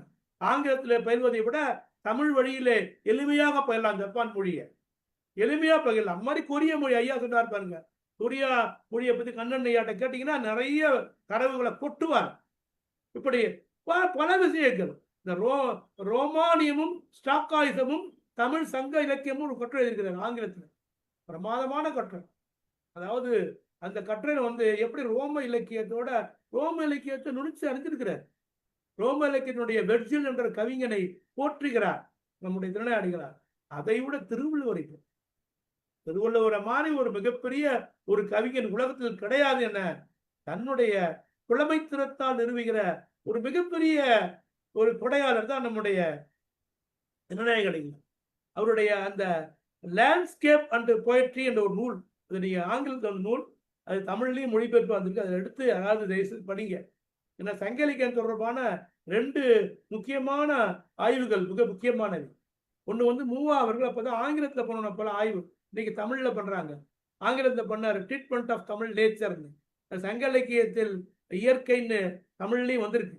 அதுக்கப்புறம் லேண்ட்ஸ்கேப் தமிழ் போயிட்டு என்பது ஆங்கிலத்தில் அருமையான நூல். இந்த நூலில் அவர் வந்து சங்க இலக்கியத்தை சமூகவியலோடு அதாவது சமூகவியலோடு ஒப்பிட்டு சங்க இலக்கிய சிறப்பினை ஒரு அறிவுபூர்வமாகவும் ஆராய்ச்சி பூர்வமாகவும் தூக்கி நிறுத்தலாம். இந்த வளர் கல்ச்சர் சொல்ல பாருங்க, ஃப்ளவர் கல்ச்சர். இந்த ஃப்ளவர் கல்ச்சர் என்பது தமிழர்களுக்கே உடைய சிறப்பு. தமிழ்ங்கிறது தான் அது போயிருக்கும் எல்லா நாடுகளும், தெற்காசிய நாடுகள் முழுக்க. அவர் ஒரு முறை நம்ம சங்ககால மக்கள்லாம் தழை உடை அணிஞ்சிருந்தாங்க, பூக்களை சூடியிருந்தாங்க. பூ கல்ச்சர் என்பது நமக்கு எல்லாமே பூ தான். நம்முடைய அகத்திணை மரபுகள்ல சுற்ற எல்லாமே என்ன உங்களுக்கு குறிஞ்சி பூதானே, இல்லைன்னா மரமா இருக்கும். முல்லை பூ, குறிஞ்சி முல்லை மருதம் மரம், பாலை ஒரு மரம். அப்ப நம்முடைய அந்த புறத்திணை எடுத்துக்கங்க, வெட்சி, கரந்தை, தும்பை, வாகை, பாடான், இதெல்லாம் பாருங்க நீங்க. மரம் ஃப்ளோரோ அண்ட் ஃபன்னான்னு மரம். நம்முடைய பாரதி சொன்ன மாதிரி மரம் செறிவேன்னு பாருங்க. நிற்பது நடப்பதுவே பறப்பதுவேன்னு பாருங்க. இந்த நிற்பவை பறப்பவை எல்லாமே வந்து அதோட பின்னி பிணைந்தவர்கள் தமிழர்கள். ஏன்னா அதுக்கு கொடையாக அமைந்தது எதுனா வேற எதுவுமே இல்லை, அவர்களுக்கு வாய்த்த நிலம்னு சொல்றோம். இந்த மாதிரியான ஒரு நிலம் உலக பரப்புல ஒருத்தனுக்கும் அமையல. 3 பக்கமும் வந்து என்ன உங்களுக்கு கடல் கூர்மையா இருக்கு. ஒரு பக்கம் இந்த கடல், இந்த 3 தான் தன்னுடைய தமிழகம். சேர சோழ பாண்டியர்கள். இந்த அமைப்பு என்பது ஒரு காலத்திலே கடல் ஆதிக்கத்திலே உலகத்தையே கட்டியாண்ட ஒரு இடம்ன்ற எவ்வளவோ வரலாறுலாம் சொல்றாரு. யவனர்கள் பத்தி போய் நேர ஆராய்ச்சி பண்றாரு. தாய்லாந்துக்கு போய் அவர் சமய சார்பற்ற முறையில போய் திருவம்பாவை எல்லாம் பார்த்து அதை ஆராய்ச்சி பண்றாரு அவரு. அதுக்காக அவர் வந்து திருவாசகத்தை படிக்கிறார். திருவாசகத்தை படித்து அதை ஊறுகிறார். அற்புதமான நூல் திருவாசகம். தமிழ மாதிரி ஒரு இலக்கியம் கிடையாது. தமிழ் ஒரு இரக்கத்தின் மொழின்ற அந்த வேண்டுதல் இருக்கு பாருங்க. ஊனுருகி பாடி அப்படியே வேண்டி நம்ம உள்ளத்தை உருக்குகின்ற ஒரு தமிழ், அது இரக்கத்தின் மொழி. இந்த இரக்கத்தான் சங்க காலத்தில் இருந்தது. அந்த இரக்கம்தான் வளர்ந்து பின்னாடி பக்தியாக மாறுகிறது. அந்த பக்தி தான் சமயமாக மாறுகிறது. அந்த சமயம்தான் இந்தியாவெங்கும் தமிழிலிருந்து பரவியது. காளிதாசனுடைய அத்தனை காவியங்களுக்கும் வேர் சிலப்பதிகாரத்தில் இருக்கிறது. சிலப்பதிகாரத்தை ஊசல் வரியிலே இருக்கிறது. சிலப்பதிகார வேட்டுவரில் இருக்கிறது. எல்லாவற்றையும் படித்தவர்கள் அப்படியே எல்லாத்தையும் மாத்திட்டாங்க. எல்லாமே சமஸ்கிருதம் சொல்லுவாங்க. ஆனால் தமிழ் ஆழமா இருக்கும், அது தெரியாது.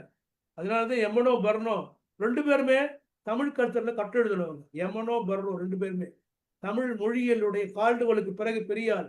அவங்க எல்லாம் தொடர்பு வச்சிருக்காரு. மொழியிலே ஒரு புலமையாளர். அந்த 2 பேரும் கட்டுரைகள் இருக்குது தமிழ் கல்ச்சர்ல. நான் பார்த்தேன். அந்த 12 தொகுதிகள் தமிழ் கல்ச்சருடைய இதழ். அந்த இதழை மாறி ஒரு இதழ் இன்னும் வர முடியாது. அதையெல்லாம் தெரியாம நாம வந்து உலகத்தமிழ் ஆராய்ச்சி வரைக்கிறோம் சொன்னால் அது எப்படி வளர்க்க போய் என்பது சிந்தனை தான் எனக்கு வருத்தமா இருக்கு. ஏன்னா இது நம்முடைய சுயம் சார்ந்த விஷயம் இல்லை, இது ஒரு பொதுமை சார்ந்த விஷயம். ஆராய்ச்சி என்பது ஒரு பொதுமையானது. நாம நமக்கு ஆளாளுக்கு ஒரு இதை செய்வதால் தமிழ் ஆராய்ச்சி வளர்ந்துராது. அது நம்முடைய திருநாயக அடிகளாருக்கும் பெருமை சேர்க்கிறதா அமையாது. அதனாலதான் நம்ம சுபாஷினி சொன்ன உடனே நாங்க நடத்தினோம். நம்ம திருநாயக அடிகளாரை பத்தி ரொம்ப சிறப்பா பண்ண நம்ம அமுதனடிகளையே கூப்பிட்டு திண்டுக்கல் அனுகிரகா கல்லூரியில மிக அற்புதமான ஒரு கான்ஃபரன்ஸ் நடத்தணும். அது தமிழின் பேராழின்னு ஒரு பேர் வச்சேன், நான் தான் வச்சேன். ஆழி கடல், ஆனால் தமிழினுடைய பெருங்கடல் யாரு? நம்முடைய ஆராய்ச்சி பெருங்கடல் திருநாயக அடிகளார் என அவருடைய சிறப்பினை சொன்னார். இப்படி அவருடைய ஆய்வு கொடை என்பது மிகப்பெரியது, தமிழ் கொடை என்பது இன்னும் பெரியது. அவருடைய அந்த உலக தமிழ் ஆராய்ச்சி மாநாட்டை சொல்லணும். முதல் 1964 மிக பாடுபட்டு அன்றைக்கு அவர் அதை ஆராய்ச்சி கருத்தரங்காக நடத்துது. அது அன்னைக்கு ஆராய்ச்சி கருத்தரங்க செமினார் தான் வந்திருக்கு. அதுல வந்த கட்டுரைகளுடைய 2 தொகுதிகளை நான் பார்த்து வியந்து போனேன். இன்னைக்கு அது இருக்க கட்டுரைகள் எல்லாம் வெளியில வரல, தமிழ்ல மொழிபெயர்க்கப்படல, தமிழ் கட்டுரைகள் ஆங்கிலத்தில் மொழிபெயர்க்கப்படல. நம்ம பெரிதாக நாம் செய்து விட்டோம் என சொல்கிறோமே தவிர, ஆனால் தமிழ் ஆராய்ச்சி மொழிகளே இன்னும் செய்ய வேண்டிய பணிகள், நிகழ்த்த வேண்டிய பணிகள் ஏராளமாக இருக்கின்றன. அதற்கான காத்திரமான இளைஞர்களும் இருக்கிறார்கள். பயன்படுத்திக் கொள்ள ஆட்கள் தான் இல்லை, ஆட்கள் இல்லை, அரசுகள் இல்லை. தமிழ் சார்ந்த முறையிலே அனைவரும், இது உலகத்தமிழ் அமைப்புகள் எல்லாம் இருக்கிறாங்க, எல்லாரும் கொண்டாட்ட மனப்பான்மை இருக்கிறாங்க. உலகத்து அமெரிக்கா இருக்க தமிழ்ச்சங்கங்கள்லாம் கொண்டாட்டம் தான், கொண்டாட்டங்களே இருக்கிறாங்க. ஆனால் இந்த மரபு செல்வங்களை மீட்டெடுக்க வேண்டும் என்ற நம்முடைய தமிழ் ஹெரிட்டேஜ் ஃபவுண்டேஷன், தமிழ் மரபு அறக்கட்டளையை மாறி இயங்குறவங்க யாரும் இல்லை. தொடர்ச்சியா இயங்கிட்டு இருக்காங்க. இன்னைக்கு கூட இயங்கிட்டு இருக்காங்க. வர்ற 25 வெள்ளி விழா ஆண்டை கொண்டாட போறாங்க. அதுக்கு அனைத்து கல்லூரி மாணவர்கள் வர வேண்டும். நம்ம இதுல கூட நம்ம இன்னும் நிறைய பேர் இணையலை. நம்மள மரபு அறக்கட்டளை தமிழ்நாடை சார்ந்த நம்ம சொல்ற இணைய வைங்க, உங்க முயற்சி போதாது. ஏன்னா இணைஞ்சாதான் நம்ம செய்ய முடியும். உங்களால முடியலன்னா எங்கள்கிட்ட சொன்னாங்க, நாங்க இணைய வைக்கிறோம். நீங்க இணைய வச்சிருக்கீங்க நம்பிக்கை தான் நாங்க சும்மா இருந்தோம். நீங்க இது போய் சேரணும். அதுக்கு தான் சுபாஷினி மேடம் இரவும் பகலும் பாடுபட்டு இருக்கிறாங்க. அதை நம்ம அந்த காரியங்களை இளைஞர்களிடம் கொண்டு செல்ல வேண்டும். இளைஞர்களிடம் தமிழை நாம் கடத்த வேண்டும். இளைஞர்களுக்கு தன்னுடைய ஆராய்ச்சி வெற்றியை சொல்ல வேண்டும். திருநாயக அடிகளாரை பற்றியோ அல்லது நம்முடைய வாய சுப்ரம் பற்றியோ, நம்முடைய தமிழினுடைய தொன்மையை பற்றியோ, தொடர்ச்சியை பற்றியோ, நம்மளுக்குள்ள தமிழினுடைய பெருமையை பற்றியோ இளைஞர்களுக்கு சொல்லவில்லை என்றால் நம்ம நம்மை இழந்து விடுவோம். நமக்கு அப்புறம் ஆட்கள் இருக்காது. இன்னைக்கு அடுத்த தலைமுறை நான் பார்க்கின்றேன். எங்க தலைவர் நாங்க பேசிக்கிட்டு இருக்கோம். என்னுடைய தந்தையார் பெருங்கவிக்கு அவர்கள் உலகம் முழுக்க தமிழுக்காக இயங்கியவர், கம்பீரமான இருந்தவர். அதே மாதிரி ராஜ கம்பீரம் தோன்றியவர் நம்ம கண்ணன், அவரும் கம்பீரமான சேவையை பண்ணி கொண்டிருக்கிறார். ஆனால் அடுத்த தலைமுறை இளைஞர்கள், அதான் சுபாஷினி சொன்னாங்க என்கிட்ட, ஆண்டவர் சார் நம்ம நிறைய பேசிட்டோம், நமக்குள்ள இளைஞர்கள் நகர்த்த வேண்டும். நான் என் காரியம் எல்லாம் அவங்களுக்கு இளைஞர்களை கொஞ்சம் நான் இருக்கிற வரைக்கும் இளைஞர்களை தமிழ் மரபு அறக்கட்டளைகளை இணைத்து அவர்களுக்கு தமிழ் உணர்வையும் தமிழ் அறிவையும் தமிழ் ஆராய்ச்சியை ஊட்ட வேண்டும். திருநாயக அடிகளார் போன்ற அறிஞர்களை தெரியப்படுத்த வேண்டும். அங்க இருக்கிற தமிழ் துறைகளை எல்லாம் பலப்படுத்த வேண்டும். சும்மா குழு மனப்பான்மையினால, ஒரு சமய மனப்பான்மையில, சாதிய மனப்பான்மையில நம்ம தமிழ் துறைகள் இயங்குறதை விட்டுட்டு ஆராய்ச்சி மனப்பான்மையில இயங்குறதுக்கு நாமெல்லாம் ஒன்றிணைய வேண்டும். அதான் தமிழால் ஒன்று சேர்ந்து அவங்க சொல்றாங்க. தமிழ் மரபு அறக்கட்டளை, தமிழ் மரபு அறக்கட்டளையுடைய மைய நோக்கமே அதுதான். அதனாலதான் நம்ம திருநாயக அடிகளாருடைய இந்த தமிழ் கொடையினை நம்ம விரிவா பேசிக்கிட்டு இருக்கோம். திருநாயக அடிகளார் திருக்குறளை கூட அவர் ஆராய்ந்த விதம் இருக்குங்களே. அந்த ஒன்றே உலகம் என்ற நூல், இந்த நூல்ல ஒரு ஆங்கில நூலுக்கு இணையாக கொண்டு வந்தாரு. அந்த ஒன்றே உலகத்துல எப்படி தமிழர்கள் சமய பொதுமையானவர்கள், ஒரு முல்லை பூத்திருந்தா கூட அந்த முல்லையை வைத்துக் கொண்டு ஒரு கவிதை புனைகிற ஒரு அழகியல் ஆற்றல் தமிழ் கவிதைக்கு தான் உண்டு, அதுவும் சங்க கவிதைக்கு தான் உண்டு. அதை அவர் விளக்கிறார். ஆங்கிலத்தில் விளக்கும் போது ஆச்சரியப்படுறார். ஒரு முல்லைப்பூ மலர்ந்திருக்கிறது, முல்லை மலர்வது என்பது இயல்புதானே, ஆனால் முல்லை மலர்ந்திருக்கிறது, அதை ஒரு கவிதை புனைவிலே சொல்ல வேண்டும். ஒரு ஒரு ஒரு சாகா இலக்கியமாக படைக்க வேண்டும். அதற்கு எப்படி ஒரு புலவன் எழுதுகிறான் என்பதை மிக அழகாக அவர் சொல்கிறார். இளையோர் சூடார், வளையோர் கொய்யார், வல்வார் சாய்த்தன் மாய்ந்த முன்னே முள்ளையும் பூத்தியோ முள்ளையூர் நாட்டேன். இதுல ஒரு இரக்க நிலை இருக்குன்றார். இந்த இரக்க நிலை தமிழினுடைய உச்சன்றார். என்ன ஒரு இறந்துடுறான், ஒரு வள்ளல் வல்வாய் சாத்தன் இறந்து போயிடுறான்.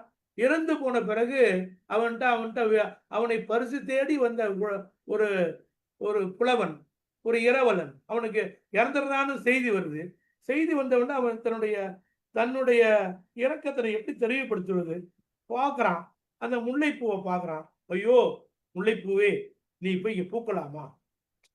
எப்படி நீ பூத்திருக்கிறாய்? நீ இங்க பூத்து என்ன பயன்? ஏன்? இளையோர் சூடா. அன்னைக்கு பாருங்க, ஆண்களும் பூ அணிஞ்சிருந்தாங்கன்னு தெரியுது. இளையோர் சூடா, வளையோர் கொய்யார். வளையோர்னா யாரு? வளைய இருக்கிறோம். அதனாலதான் திறனாளிகளை கூட ஒரு மீட்டிங்ல பேசும்போது லேடிஸ் அண்ட் ஜென்டில்மேன் பேசினாங்க. அதுக்கு தமிழ்ல ஒரு மொழிபெயர்த்தாரு, இளையோர்களே வளையோர்களே கைத்தட்டினாங்க. இது எங்க எழுதுறாரு? சங்க இலக்கிய புலமை தமிழ்ல ஆழமானது. இளையோர்களே வளையோர்களே, இளையோர்னா ஆண்கள், வளையோர்னா வளையல் அணிந்தவர். அப்ப இளையோர் சூடார், வளையோர் கொய்யார். வல்வாய் சாத்தன் இறந்த பின், அவ இறந்துட்ட பிறகு நீ ஏங்க பூத்திருக்கிற? ஏன் பூத்த? நீ பூத்து என்ன புண்ணியம்? யாருக்கு பயன்பட போற அப்படின்னு எப்படி அந்த புலவன் எப்படி பாருங்க தனக்கு உதவி செய்த வள்ளலையும் உயர்த்துகிறான். அந்த கவிதை நுணுக்கம் இருக்கு பாருங்க. அந்த நுணுக்கம் தான் சங்க கவியினுடைய சிறப்புன்றார். இந்த சிறப்பு வேறு எந்த கவிதைக்கும் கிடையாது. சங்க கவிஞர்கள் போல் இயற்கையோடு இயைந்தவர்கள். சங்க புலவர்களுடைய பேரெல்லாம் பாருங்கன்றார். அது ஒரு கட்டுரை ஆங்கிலத்தில். சங்க புலவர்களை மாறி இயற்கையோடு இயைந்தவர்கள் யாரும் கிடையாது. ஏன்னா அதற்கு அவர் கிடைத்த நில அமைப்பு, மேற்கு தொடர்ச்சி மலையினுடைய வளம், செறிவு, இதெல்லாம் சொல்றார். இங்கதான் ஒரு உயர்ந்த இலக்கியம் வளர முடியும். பாருங்க, பின்னாடி அலைகள் வந்துட்டு இருக்கு பாருங்க. இங்கதான் பலாயிரக்கணக்கான கப்பல்கள் எல்லாம் வந்த இடம் இது. பிரணய அடிகளாரு அதை கூட ரொம்ப அழகா அவரு சொல்றாரு. ரங்காளி சொல்ற பிறகு அந்த கெடா என்பதை பத்தி ஒரு கட்டுரை இருக்கு பாருங்க. நீங்க IITR மேகசின் கெடா நம்ம சொல்றோம், ஈழத்து உணவும் காழகத்து ஆக்கமும். ஈழத்து உணவும் காழகத்து ஆக்கமும் உங்களுக்கு தெரியும் அந்த பாட்டு. அது பெரிய வரி, அது பட்டினப்பாடல வர்றது. அங்க காழகம்னா என்ன, இந்த காழகம்னா என்ன என்பதை பற்றியான ஒரு ஆராய்ச்சி கட்டுரையை மிக அழகாக இருக்கிறார். காழகம்னா என்ன? அது வெசல் உணவு, ஒரு இதுன்றார், உலோகம்ன்றார். அந்த காழகம் ஒரு உலோகம். அந்த உலோகம் வந்த இடம் என்பது இன்றைக்கும் மலேசியா கெடாதான் காழகமா மாறுச்சுன்ற. அதுக்கு தரவுகளோடு நிறுவுகிறார். அவருடைய ஆராய்ச்சி நுணுக்கத்தை பார்த்தீங்கன்னா, அப்படி ஒரு ஆராய்ச்சி அறிஞரை, ஒப்பீட்டு அறிஞரை, பன்மொழி அறிஞரை நாம் காண்பது அரிது. அவரை தமிழ் உலகம் கண்டுகொள்ளவில்லை, போற்றவில்லை. திறனாய் அடிகளாருக்கு எங்கேயும் ஒரு சிலை கிடையாது, ஒரு சாலை கிடையாது. ஆனால் வவுனியால உண்டு. 1974 மிகப்பெரிய வெடிச்சிச்சு. அப்போ அங்க சிலை அமைச்சாங்க. அங்க 4ஆம் உலக மாட்டின் போது அவர் தமிழ் தேசிய இனத்தினுடைய பெருமையை பேசியிருக்கார். தமிழர்களுக்கு ஒரு நாடு வேண்டும் சொல்றார். தமிழனுக்கு ஒரு நாடு இல்லாததுதான் தமிழ் ஒரு உலக மொழியாக பரவ முடியவில்லை என்பதற்கான காரணமே அவர் தமிழனுக்கு நாடு இல்லாததுதான்றார். அது அவர் வலியுறுத்துறார். அந்த வகையில் அவர் அதுக்கான ஒரு அடிப்படை தன்மையெல்லாம் முன்னெடுக்கிறார். ஒரு தமிழ் தேசியவாதியாக கூட அவரை நம்ம பார்க்கலாம். அதுக்கான கூறுகள் நிறைய இருக்கு. ஆனா அதற்காக சும்மா வெற்று பேச்சு பேசிக்கொண்டு நம்முடைய பெருமைகளை வரட்டு பெருமை பேசுறதுல அது தமிழ்நாடு உடன்பாடே கிடையாது. அவர் எல்லாமே உலக அறிஞருடைய துணையோடு ஒரு தமிழியலை கட்டமைச்சார். அவர் ஆங்கிலத்தில் ஒரு நூலை போட்டிருக்காரு. நீங்க பாருங்க, அந்த நூலை பார்த்து நான் வியந்து போயிட்டேன். Tamil abroad studies, Tamil abroad studies, அயல் நாடுகளில் தமிழ் கல்வி. அவர் ஒவ்வொரு நாட்டிலையும் தமிழ் கல்வி எப்படி இருக்குது, டேட்டாஸோட பிரமாதம் பண்ணியிருக்கிறார், மிகச்சிறப்பு பண்ணியிருக்கிறாரு. அவ்வளவு தரவுகள். அவ்வளவு ஒவ்வொரு இப்போ வந்து அமெரிக்கால தமிழ் கல்வி பற்றி ஏகே ராமானுஜன் பற்றி ஏகே ராமானுஜன் எவ்வளவு பெரிய அறிஞர், சங்க இலக்கியத்தெல்லாம் மொழிபெயர்த்துவார். அவர் கட்டுரை எழுதியிருக்கிறார். அப்ப அமெரிக்காவுடைய தமிழன் டூர் ஒரு 2000 கட்டுரை இருக்குது. அதெல்லாம் மொழிபெயர்க்கப்படவே இல்லை. அவர் 64ல சொன்ன விஷயத்துக்கு அப்புறம் இன்றைக்கு எத்தனை ஆண்டு ஆயிருக்குது. அதுக்கப்புறம் அந்த வளர்ச்சி நிலைகள் என்ன, அது யாராவது அதே மாதிரி பாரிஸ் தமிழ் கல்வி, ஜெர்மனியில் தமிழ் கல்வி, செக்கோஸ்லோவேக்கியாவில் தமிழ் கல்வி, இதெல்லாம் வந்து போலத்தில் தமிழ் கல்வி, அதே மாதிரி ஐரோப்பாவில் இருக்க 10 இடங்கள்லாம் தமிழ் கல்வியை பத்தி எல்லாம் விவரங்கள் சொல்லியிருக்காரு. ஆப்பிரிக்காவில் தமிழ் கல்வி, லண்டன்ல தமிழ் கல்வி பத்தி பேசியிருக்கிறார். இதெல்லாம் அப்ராட் தமிழ் ஸ்டடீஸ் இன்னொரு நூல், இந்தியா முழுக்க இருக்கிற பல்கலைக்கழகங்களையும் கல்லூரிகள்லையும் தமிழ் ஸ்டடீஸ் எப்படி இருக்குன்னு ஒரு முயற்சி எடுக்கணும்னு நினைச்சிருக்காரு.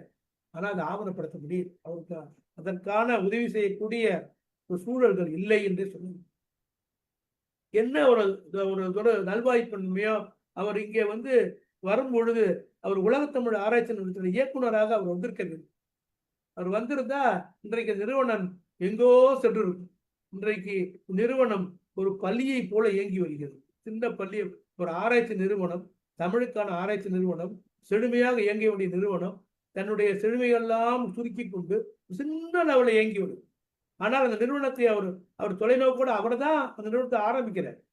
2ஆம் உலகத்தில் மாற்றின் போது வந்து தமிழுக்கான ஒரு ஆராய்ச்சி நிறுவனம் தமிழ்நாட்டில் இருக்கணும். உலக மொழிகளெல்லாம் தெரிந்த தமிழ் அறிஞர்கள் இருக்கணும். தமிழ் அறிஞர்களும் தமிழ்நாட்டு அறிஞர்கள் தான் உலக அளவில் தமிழை கொண்டு போக முடியும். அதற்கு 2 நிறுவனங்களை தொடங்க வேணும். அதுக்கு ஒரு நிறுவனம் தமிழ் பல்கலைக்கழகம், ஒரு தமிழ் ஆராய்ச்சி நிறுவனம், இந்த 2 தன்னுடைய சீரியப்படி தொடங்க வேண்டும். குறுகிய அளவில் தமிழ் அயலக பிறமொழி மாணவர்களுக்கு கற்றுக் கொடுக்கணும். அப்புறம் தமிழ் வழியா உலக மொழிகள் கற்றுக் கொடுக்கணும். திட்டங்கள்லாம் ஒண்ணுமே இல்லை. இங்க பத்திலே தெரியல. இதை பத்தி நம்ம என்ன செஞ்சுட்டு இருக்கோன்னே தெரியல.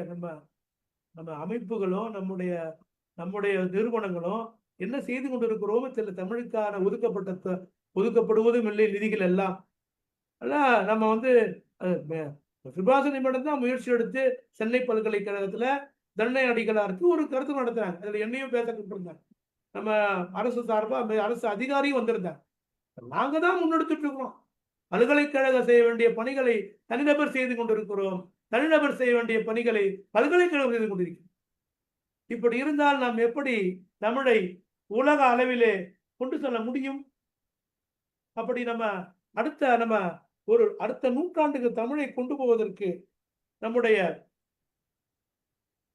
பல தண்டனை அடிகாருடைய கருத்துக்களை உள்வாங்கி செரிக்கிறது. திருக்குறளை பற்றி அவர் சொல்ற விஷயம்லாம் வந்து மிகச்சிறப்பா இருக்கு. திருக்குறளும் வந்து உலக அற இலக்கியங்களும் திருக்குறளும் அவர் பேசும்போது எப்படி எந்த அற இலக்கியம் இல்லாத ஒரு சிறப்பு திருக்குறளுக்கு இருக்குன்றார். அதே மாதிரி லிட்டரரி தியரிஸை பத்தி பேசுறாரு. அதாவது நான் சொன்ன மாதிரி பாணினி வெறும் எழுத்த சொல்லதான் சொல்றான். நான் தொல்காப்பியம் எழுத்து சொல்ல மட்டும் சொல்ல பொருள் சொல்றான். பொருளதிகாரம் என்பது முழுக்க லிட்டரரி தியரிஸ், இலக்கிய கொள்கைகள்ன்ற ஒரு இலக்கியத்தை எப்படி உருவாக்குவதற்கான அத்தனை அடிப்படை தன்மைகளையும் வச்சிருக்காங்க. தொல்காப்பியத்தில் வச்சிருக்கிறாரு, மெய்ப்பாட்டியல் வச்சிருக்காரு, ஓமையில வச்சிருக்கிறாரு, செய்யுளியில வச்சிருக்கிறாரு. இதெல்லாம் எப்படி பன்னோக்கில் ஆராயன்ற ஒரு தொல்காப்பிய கல்வியே வரல. எண்ணம் பாணினியத்தடைய கல்வி என்பது இருக்குது. நம்ம இன்னும் அரசியல தான் பேசிட்டு இருக்கோம். சமஸ்கிருதத்துக்கு அவ்வளவு தொடங்கிட்டானுங்க, தமிழுக்கு இருக்கிற அமைப்புகளையாலும் நாம் பலப்படுத்த வேண்டாமா? முதல்ல வந்து இத தமிழ் வளர்ச்சி ஆராய்ச்சி என்பது அரசியல் இருந்து ஆராய்ச்சியாளர் கைமாறது. அதுல வரவே கூடாது. வந்தாதான் இனிமே நம்ம தமிழ் ஆராய்ச்சியை நாம் அடுத்த கட்டத்துக்கு கொண்டு செல்ல முடியும். அப்படி கொண்டு செல்ல வேண்டிய ஒரு அடித்தளத்தை அமைத்தவர் தான் ஜனநாயகம் என்று கருதுகிறேன். அவருடைய இன்றைக்கு வாயஸ்புரனுடைய நூற்றாண்டு விழா வருது. அவங்க 2 பேரும் உட்கார்ந்து சிந்திச்ச விஷயங்கள் எல்லாம் அப்படியே இருக்குது. இதுக்கு நம்ம யாரை குறை சொல்வது எனக்கு தெரியல. எனக்கு குறை சொல்வது நமக்கு நோக்கம் அல்ல. ஆனால் நாம் எதிர்பார்த்த வெற்றியை அடையவில்லை. தமிழ்நாட்டிலேயே நம்ம தமிழ் வழி கல்வியை நடைமுறைப்படுத்த முடியவில்லை. ஒரு உயர்நிலை பள்ளியில தமிழ் இல்லை. மலேசியாவில் 500 பள்ளியில தமிழ் இருக்குது. அப்புறம் அடுத்த கட்டத்துக்கு நம்ம பல்கலைக்கழகம் போனா அங்க எல்லாமே ஒரு மாற்றாந்த மனப்பான்மை நிலையெல்லாம் ஒரு தமிழ் பேராசிரியர் நீங்க முதல்வராக முடியுமான்னு கிண்டல் அடிச்சாங்க எல்லாருமே. பிற துறையை சார்ந்தவர்கள். ஆனால் பிற துறையை சார்ந்தவர்கள் எல்லாம் எப்படி செயல்பட்டாங்களோ அதை விட மிகச்சிறப்பா செயல்பட்டு 60 ஆண்டுகளாக வாங்க முடியாத நேக் என்ற தகுதியை தமிழ் பேராசிரியராக நான் வாங்கி கொடுத்தேன். அதனால உழைப்பு என்பது வேறு, அறிவு என்பது வேறு. ஆனால் தமிழாகத்தான் இயங்கியவர். ஆனா அவருக்கு உலக மொழி அறிவு எவனுக்கு கிடையாது. இங்க இருக்கிற பிற துறை பேராசிரியர்கள் தமிழை பத்தி தெரியறதே இல்லை. ஏதோ அந்த சினிமா தமிழ் திரைப்பட மொழி நினைக்கிறான். 2 பாட்டு கேட்கறது, 2 சினிமா பார்க்கறது, 2 நையாண்டியான விஷயங்கள்ல பேசுறது, அதை கிண்டல் பண்றது, இதுதான் தமிழ் ஒரு கூத்து மொழியாக, ஒரு திரை மொழியாக இருக்கிறான். ஆனா தினநாடிகளார் தமிழை ஒரு வாழும் மொழியாக, ஒரு ஆராய்ச்சி மொழியாக, ஒரு ஒப்பீட்டு மொழியாக, உலக பண்பாட்டு பலகணியாக அவர் கட்டமைக்கிறார். இதை தெரியாதவன் அவனுக்கு தான் வீணை தவிர அவருக்கு அவருடைய உலகம், அவருடைய பெருமை இருக்கிறதா. ஏன்னா அவருடைய ஆக்கங்கள் வழியா அவர் வாழ்ந்து கொண்டுதான் இருப்பார். கடைசியாக நான் ஒரு செய்தியோடு நான் நேரம் கருதி முடிக்கலாம் நினைக்கின்றேன். அவர் மிக அழகாக சொன்னார். அதாவது நீங்க கேள்விகள் அப்புறம் கேளுங்க, நீங்க நானா பேசிக்கிறத விட கேள்விகள் கேட்டா விளக்கம் வரும். மிக அழகாக சொன்னார், பண்பாடு வேறு நாகரிகம் வேறு. பண்பாடு சொன்ன கருத்து இது. பண்பாடு வேறு நாகரிகம் வேறு. பண்பாடு என்பது துறைமுகம் போன்றது என்றார். பண்பாடு என்பது துறைமுகம் போன்றது. நாகரிகம் என்பது அந்த துறைமுகத்தில் செல்கிற கப்பல்களை போன்றது. துறைமுகம் மாற கப்பல்கள் வரலாம் போகலாம். தமிழ் பண்பாடு என்பது அவர் சொல்ற விளக்கம். இந்த பண்பு, தமிழ் பண்பு என்ன? தமிழ் பண்புக்கு நான் அடிமை என்ற பாட்டுல அந்த பண்பு என்ன? அதுதான் சங்க இலக்கிய பண்பு என்றார். உயர்ந்த பண்பு. இன்னாதம்மா உலகம் இனிய கால்ப இதன் இயல்புணர்ந்தோரே என்றாரு. புரியுதுங்களா? அதாவது இந்திரர் அமிழ்தம் இயைவதி ஆயினும் தமிழர். எவ்வளவு பெரிய பண்பு பாருங்க. Sharing culture. உலகத்தில் ஷேரிங் என்பது பகிர்ந்தளிக்கக்கூடிய கலாச்சாரம். அந்த பண்பை சொல்ற மொழி சங்க இலக்கியம் தமிழ். பகிர்ந்து கொடுக்கணும். அதாவது நம்ம இந்திரனுடைய அமிர்தம் கிடைச்சா கூட நான் மட்டும் சாப்பிட மாட்டான், இன்னொருத்தருக்கு கொடுத்து சாப்பிடக்கூடிய ஒரு பண்பு, இந்த ஷேரிங் கல்ச்சர். அதுதான் திருவள்ளுவர் காலத்துல பகுத்துண்டு பள்ளியூர் ஓம்புதல் நூலோர் தொகுத்தவற்றெல்லாம் தலைன்னு அந்த அந்த அறம் வளருது. இப்படி பல அறங்களை சொல்றாரு. சங்க இலக்கியங்களுடைய அறங்கள் எக்கச்சக்கமா இருக்கு. தமிழ்ல அறம் என்ற சொல்லுக்கு இணையான சொல் உலக மொழிகள் இல்லை என்ற மாறல் வெர்ச்சு இல்ல. அறம் என்ற சொல்ல மொழிபெயர்க்க முடியல. அப்பேற்பட்ட விழுமியங்களை உடைய ஒரு மொழி தமிழ் மொழி. அந்த விழுமியங்களை மொழியை பேசுகிற தமிழர்கள் எவ்வளவு விழுமியமா இருக்கணும் இல்லையே. விழுமியங்களை பேசுகிற மொழி தமிழனுடைய அடையாளம்.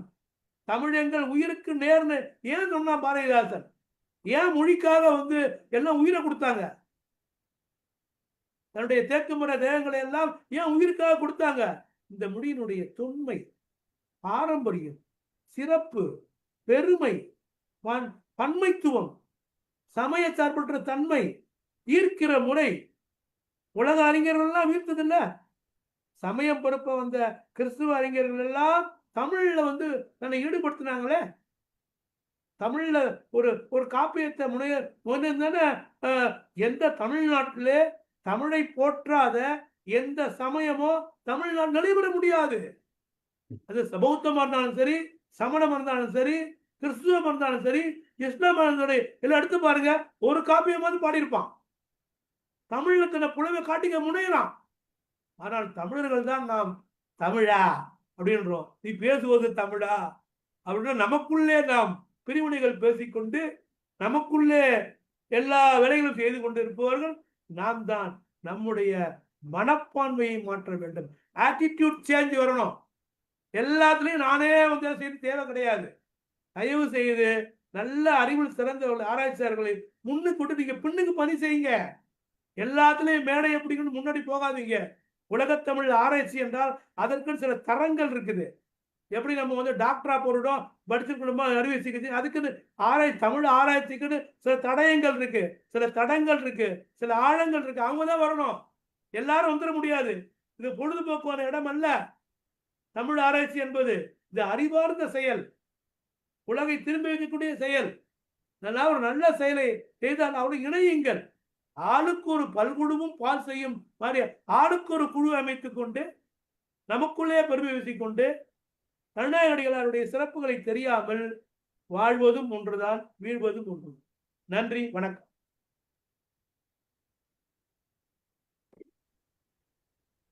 நன்றி நன்றி நன்றிங்க ஐயா. மிகச் சிறந்ததொரு உரையை எங்களுக்கு வழங்கியிருக்கிறீர்கள். தனிநாயகம் அடிகளாரோடு வா. ஐ. சுப்பிரமணியம் ஐயா தமிழ் அறிஞரையும் எங்களுக்கு அறிமுகப்படுத்தி இருக்கிறீர்கள். புதுச்சேரி மொழியியல் நிறுவனத்தில் பணியாற்றியவரும் தமிழ் பல்கலைக்கழகத்தில் 2 முறை துணைவேந்தராக இருந்திருக்கிறார். உலக தமிழ் ஆராய்ச்சி நிறுவனத்திலும் தோற்றத்திற்கு காரணமாக இருந்திருக்கிறார். குப்பம் திராவிட பல்கலைக்கழகத்துக்கும் முதல் துணைவேந்தராக இருந்த ஐயாவினுடைய அறிமுகத்தையும் எங்களுக்கு அளித்து, தனிநாயகம் அடிகளாருடைய அவருடைய படைப்புகள் இன்னும் நீங்க எவ்வளவு சொல்வீங்க போல இருக்கு, நிறைய வரும் போல இருக்கு. அவ்வளவு படைப்புகளையும் நீங்கள் எங்களுக்கு அறிமுகப்படுத்தி இருக்கிறீர்கள். தமிழுக்கான உங்களுடைய ஆதங்கத்தை முதலில் தொடங்கினீர்கள். ஏனென்றால் தமிழ் படித்த இளைஞர்களிடம் கொண்டு சேர்க்க வேண்டும் என்ற உங்களுடைய முதன்மை நோக்கத்தோடு உங்களுடைய உரை இருந்தது. ஏன்னா இளைஞர்கள் கிட்ட இருந்துதான் அந்த ஆய்வு மனப்பான்மையும் தமிழ் இன்னும் வளர்வதற்கான வாய்ப்புகளும் அதிகமாக இருக்கிறது என்பது உங்கள் பேச்சில் தெரிந்தது. அதாவது முக்கியமாக தமிழுக்கு தொன்மை இருக்கிறது, தொடர்ச்சி இல்லை என்பதை அடிக்கோடிட்டு கூறினீர்கள். தமிழ் மொழியியல் நிறுவனம் பற்றியும் அதிகமான தகவல்கள் இருந்தது. தனிநாயகம் அடிகளாருடைய கட்டுரைகள் உண்மையிலேயே வாசிக்கப்பட வேண்டியவை என்று நீங்கள் குறிப்பிட்டீர்கள். அந்த ரோமானியமும் சங்க இலக்கியமும் என்ற கட்டுரை, அதில் வர்ஜில் என்ற லத்தீன் மொழியியல் கவிஞரை பற்றியும் கூறினீர்கள்.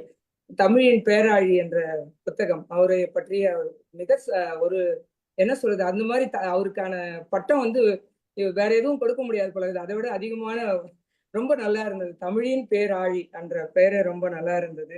அதே போல இந்த அவருடைய தமிழ் அப்ராட் ஸ்டடீஸ், எத்தனை நாடுகள்ல அவரு இத்தனை நம்மளுடைய தமிழை பற்றி அவர் நமக்கு சொல்லியிருக்கிறார். ஜெர்மனியில, செக்கோஸ்லோவாக்கியால, லண்டன்ல இப்படியெல்லாம் இருந்தது, இன்னும் இருக்கிறாங்க. ஆனா தமிழுக்கான சங்கங்கள் அங்கெல்லாம் சிறப்பாக நடைபெற்று கொண்டிருப்பதை நாம் பார்த்து கொண்டிருக்கிறோம். ஆனா இதையெல்லாம் நமக்கு அறிமுகப்படுத்தி இருக்கிறாரு.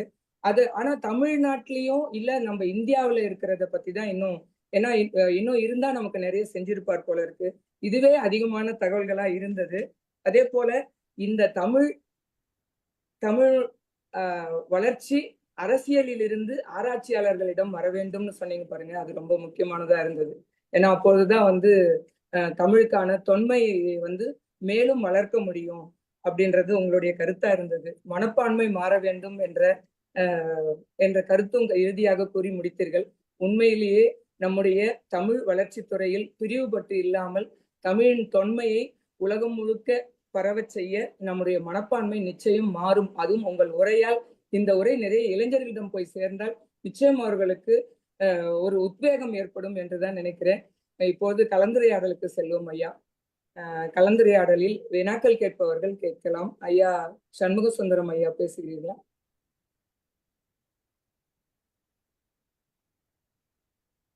தோழர்கள் அனைவருக்கும் இனிய மாலை வணக்கம். ஒரு மிகச்சிறந்த ஒரு தொகுப்பு, தனிநாயக அடிகளாரை பற்றிய ஒரு தொகுப்பு. பொதுவாக என்னை போன்றவர்கள் கல்லூரி படிப்பை முடித்துவிட்டு நேராக அடுத்த மாநிலத்துக்கு சென்று அங்கு ஒரு 20 வருஷம் வேலை பார்த்துவிட்டு திருப்பி தமிழகம் வந்தவர்கள். எங்களை போன்றவர்களுக்கு தமிழில் எவ்வளவு ஆர்வம் இருந்தாலும் இதை போன்ற இந்த செய்திகள் எல்லாமே புதுமையாகத்தான் இருக்கிறது. ஏன்னா இது தெரிவதற்கான வாய்ப்புகள் அன்றாட நான் பத்திரிகைகளிலோ சஞ்சிகைகளிலோ வெகுஜனம், அந்த வெகுமக்கள் கையாளக்கூடிய அந்த மீடியாக்கள் இல்லை. அதை நம்ம இதை எடுத்திருக்கிறோம். அந்த இடத்துல மிக சிறப்பான ஒரு தொகுப்பு நமக்கு கிடைச்சிருக்கு. நிச்சயமாக வியந்து பார்க்கிற அளவுக்கு மிக அருமையான இத்தாலியில அவர் பேசிய அந்த பக்கம்லாம் சொல்ல சமயம் ஒரு தூண்டுதலை உருவாக்குது. அவரை பற்றி நம்ம தெரிந்து கொள்ளக்கூடாது, நாமே அவரை தேடி அந்த புத்தகங்களை வாங்கி படிக்க கூடாது என்ற எண்ணம் உருவாக்கக்கூடிய ஒரு அற்புதமான ஒரு அந்த மன எழுச்சியை இந்த தோழர் அருமையாக சித்தரித்து காட்டியிருக்கிறார். அதற்கு மிக்க நன்றி. இந்த முயற்சிக்கு மிக்க நன்றி. வாழ்த்துக்கள் தோழர். நன்றி. நன்றி. அதே போல நீங்க உரையில குறிப்பிடும் போதும் சுபா மேம் மாதிரி ஒரு தனி ஆட்கள்லாம் தொடர்ந்து இதை முயற்சி எடுக்கிறாங்க. ஆனா செய்ய வேண்டியவர்கள் செய்யலன்னு நீங்க குறிப்பிட்டீங்க. அதற்கான ஒரு முன்னெடுப்பாகவும் இந்த உரை இருக்கும். இதை பார்ப்பவர்களாவது மீண்டும் செய்வார்கள் என்று நினைக்கிறோம்.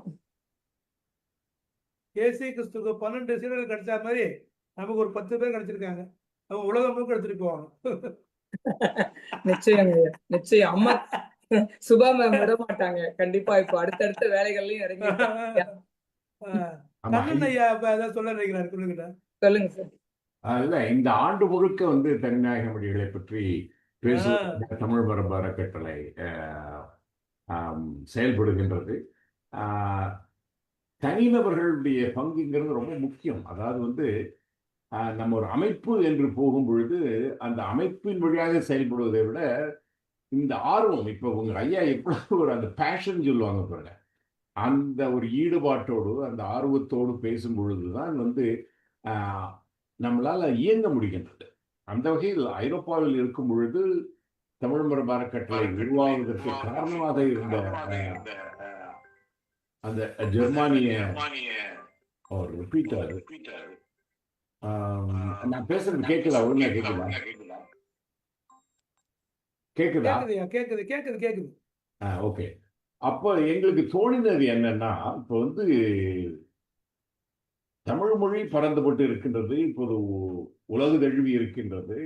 தமிழர்கள் இப்போ ஐரோப்பாவில் பார்த்தீங்கன்னா 3ஆம் 4ஆம் தலைமுறை தமிழர்கள் விட்டார்கள்.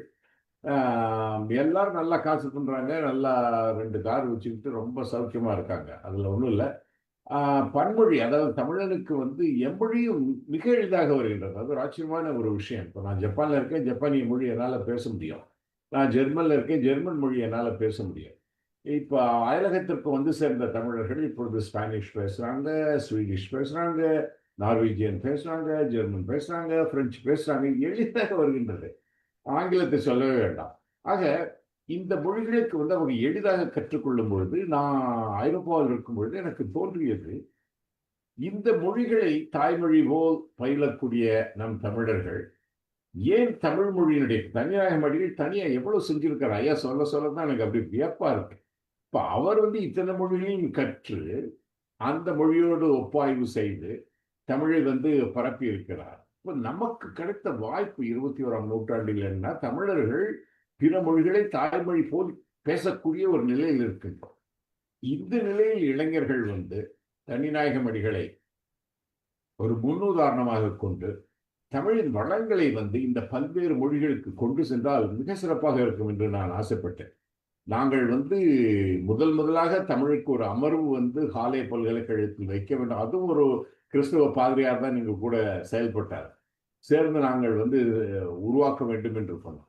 அதுல ஆண்டவரையா சொல்ற மாதிரி அதுல என்ன வருத்தம் அப்படின்னா இப்போ அயலகத்தில் இருக்கக்கூடிய தமிழர்கள் இப்போ ஈழத்தமிழர் ஈழ பிரச்சனையை மட்டும்தான் வச்சுட்டு இருக்காங்க. ஓகே, நம்மவர்கள் ஜாதி பிரச்சனையில இருக்காங்க. ஸோ இப்போ தமிழுக்காக செயல்படக்கூடியவர்கள் ஒன்றிணைப்பது என்பது மிக கடினமான ஒரு செயலாகத்தான் இருக்கின்றது. ஐரோப்பாவில் நாங்கள் காலே பல்கலைக்கழகத்தில் ஹார்வர்ட் வாரத்துக்கு முன்னாடியே நாங்கள் சொல்லிட்டு இருந்தோம், அங்கே ஒரு தமிழுக்கான ஒரு இருக்கை உருவாக்கும் பொருளாதார வளம் இருக்கின்றது. தமிழ்கிட்ட பொருளாதார வளம் இல்லாமல் இருந்ததே கிடையாது. அந்த காலத்திலையும் சரி, இந்த காலத்திலையும் சரி, பொருளாதார வளம் அவனிடம் இருக்கின்றது. ஆனால் அது செயல்பட வேண்டும் என்ற அந்த உந்து சக்தி இல்லை. சென்ற வாரம் நான் மலேசியாவில் இருந்தேன். மலேசியாவில் செந்தமிழ் காவலர் ஓம்ஸ் தியாகராஜன் ஐயா அவர்களோடு அவருடைய புத்தக வெளியீட்டு விழாவில் போய் கலந்து கொள்ளக்கூடிய ஒரு நிலையில் அவரோடு நான் பேசிக் கொண்டிருந்தேன். இப்பொழுது பாருங்கள், அங்கே மலேசியாவில் இருக்கக்கூடிய ஒரு சூழல் ரொம்ப ஒரு யுனிக் ஈகோசிஸ்டம். எப்படின்னு பார்த்தீங்கன்னா, தமிழர்கள் இருக்கின்றார்கள், சீனர்கள் இருக்கின்றார்கள், மலை மக்கள் இருக்கின்றார்கள்.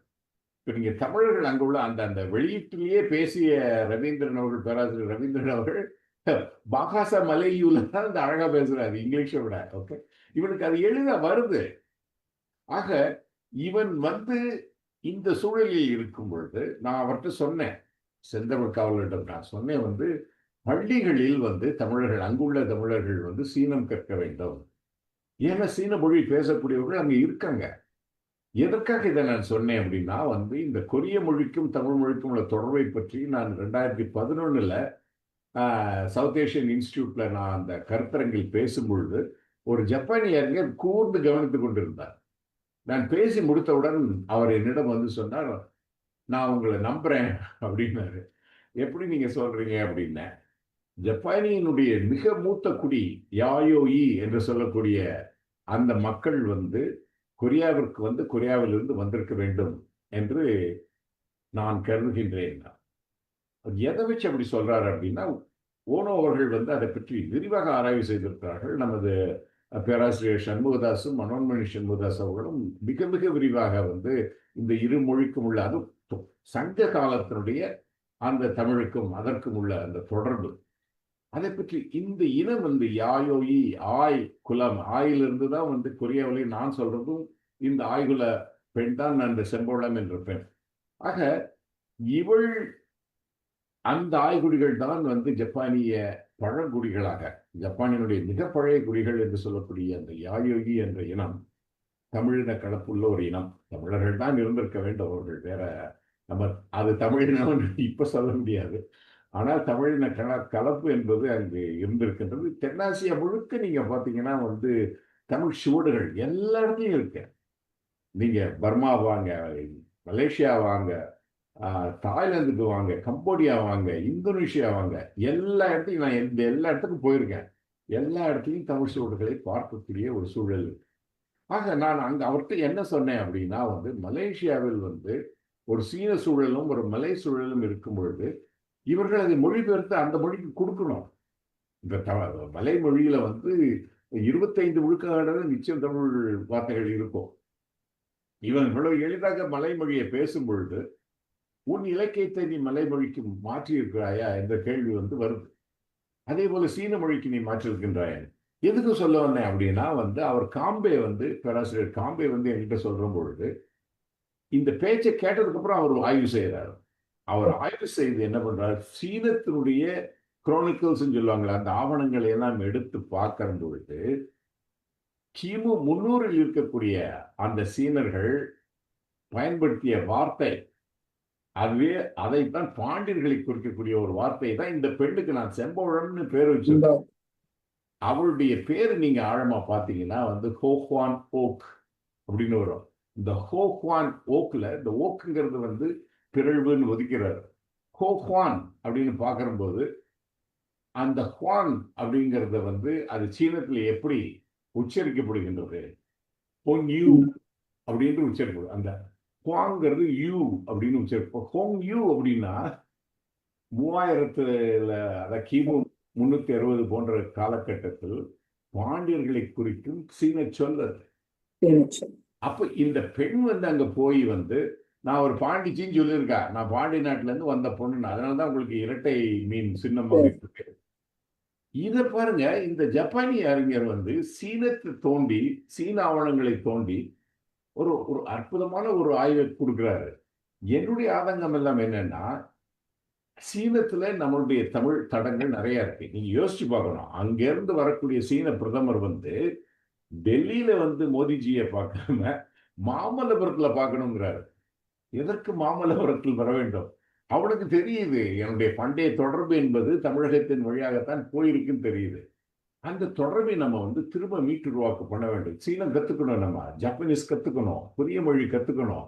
அது கத்துக்கிட்டாதான் வந்து நமக்கு வந்து நமது ஆமா அங்கெல்லாம் எப்படி பரவினதுங்கிறது மட்டும் இல்ல, நமது மரபே நமக்கு தெரிய வரும். நமது சரித்திரம் இன்னும் நமக்கு தெரியல. ஐயா அவர்கள் அழகா சொன்னாங்க, சொன்னார்கள் அப்படின்ட்டு. அது நமக்கு வந்து ஒரு தனி நாடு இல்லாததுனாலயா, தனி அரசு இல்லாததுனாலே, எதுனாலேயோ வந்து நமக்கு நம்மை பற்றிய ஒரு பூரணமான அறிவு இல்லாமல் இருக்கின்றது. அதற்கு வந்து இந்த பிறமொழிகளை கற்பதன் மூலமாக நம்மை பற்றிய புரிதல்களை வந்து பிறமொழியிலிருந்து நான் இப்போ கொரிய மொழியில் அங்கே போனதுக்கு அப்புறம் தான் எனக்கு தெரிஞ்சது கொரிய மொழிக்கும் தமிழ் மொழிக்கும் தொடர்பு இருக்கின்றது. ஸோ நிறைய பயணப்பட வேண்டும், தனிநாயக மொழிகளோடு பயணப்பட வேண்டும். அந்த ஆர்வத்தை நாம் உருவாக்க வேண்டும். வந்தால் நிச்சயமாக இந்த நூற்றாண்டு வந்து நூற்றாண்டு என்பதை நாம் செயல்படுத்த முடியும். நிச்சயம் நிச்சயம் சார். வேற யாராவது பேசினார்கள்? சிவலங்க சார் இருக்காரு, டாக்டர் விமலா தேவி மேடம் இருக்காங்க. கேள்விகள் இல்லைன்னா முடிச்சுக்கலாம். ஆமா, இல்ல ராசையா மகேஷ் ஐயா வந்திருக்காரு. பேசுங்க ஐயா. சிவகங்கையா சிவகங்கை. பேசுறாரா? ஐயா வணக்கம் வணக்கம். ஐயா.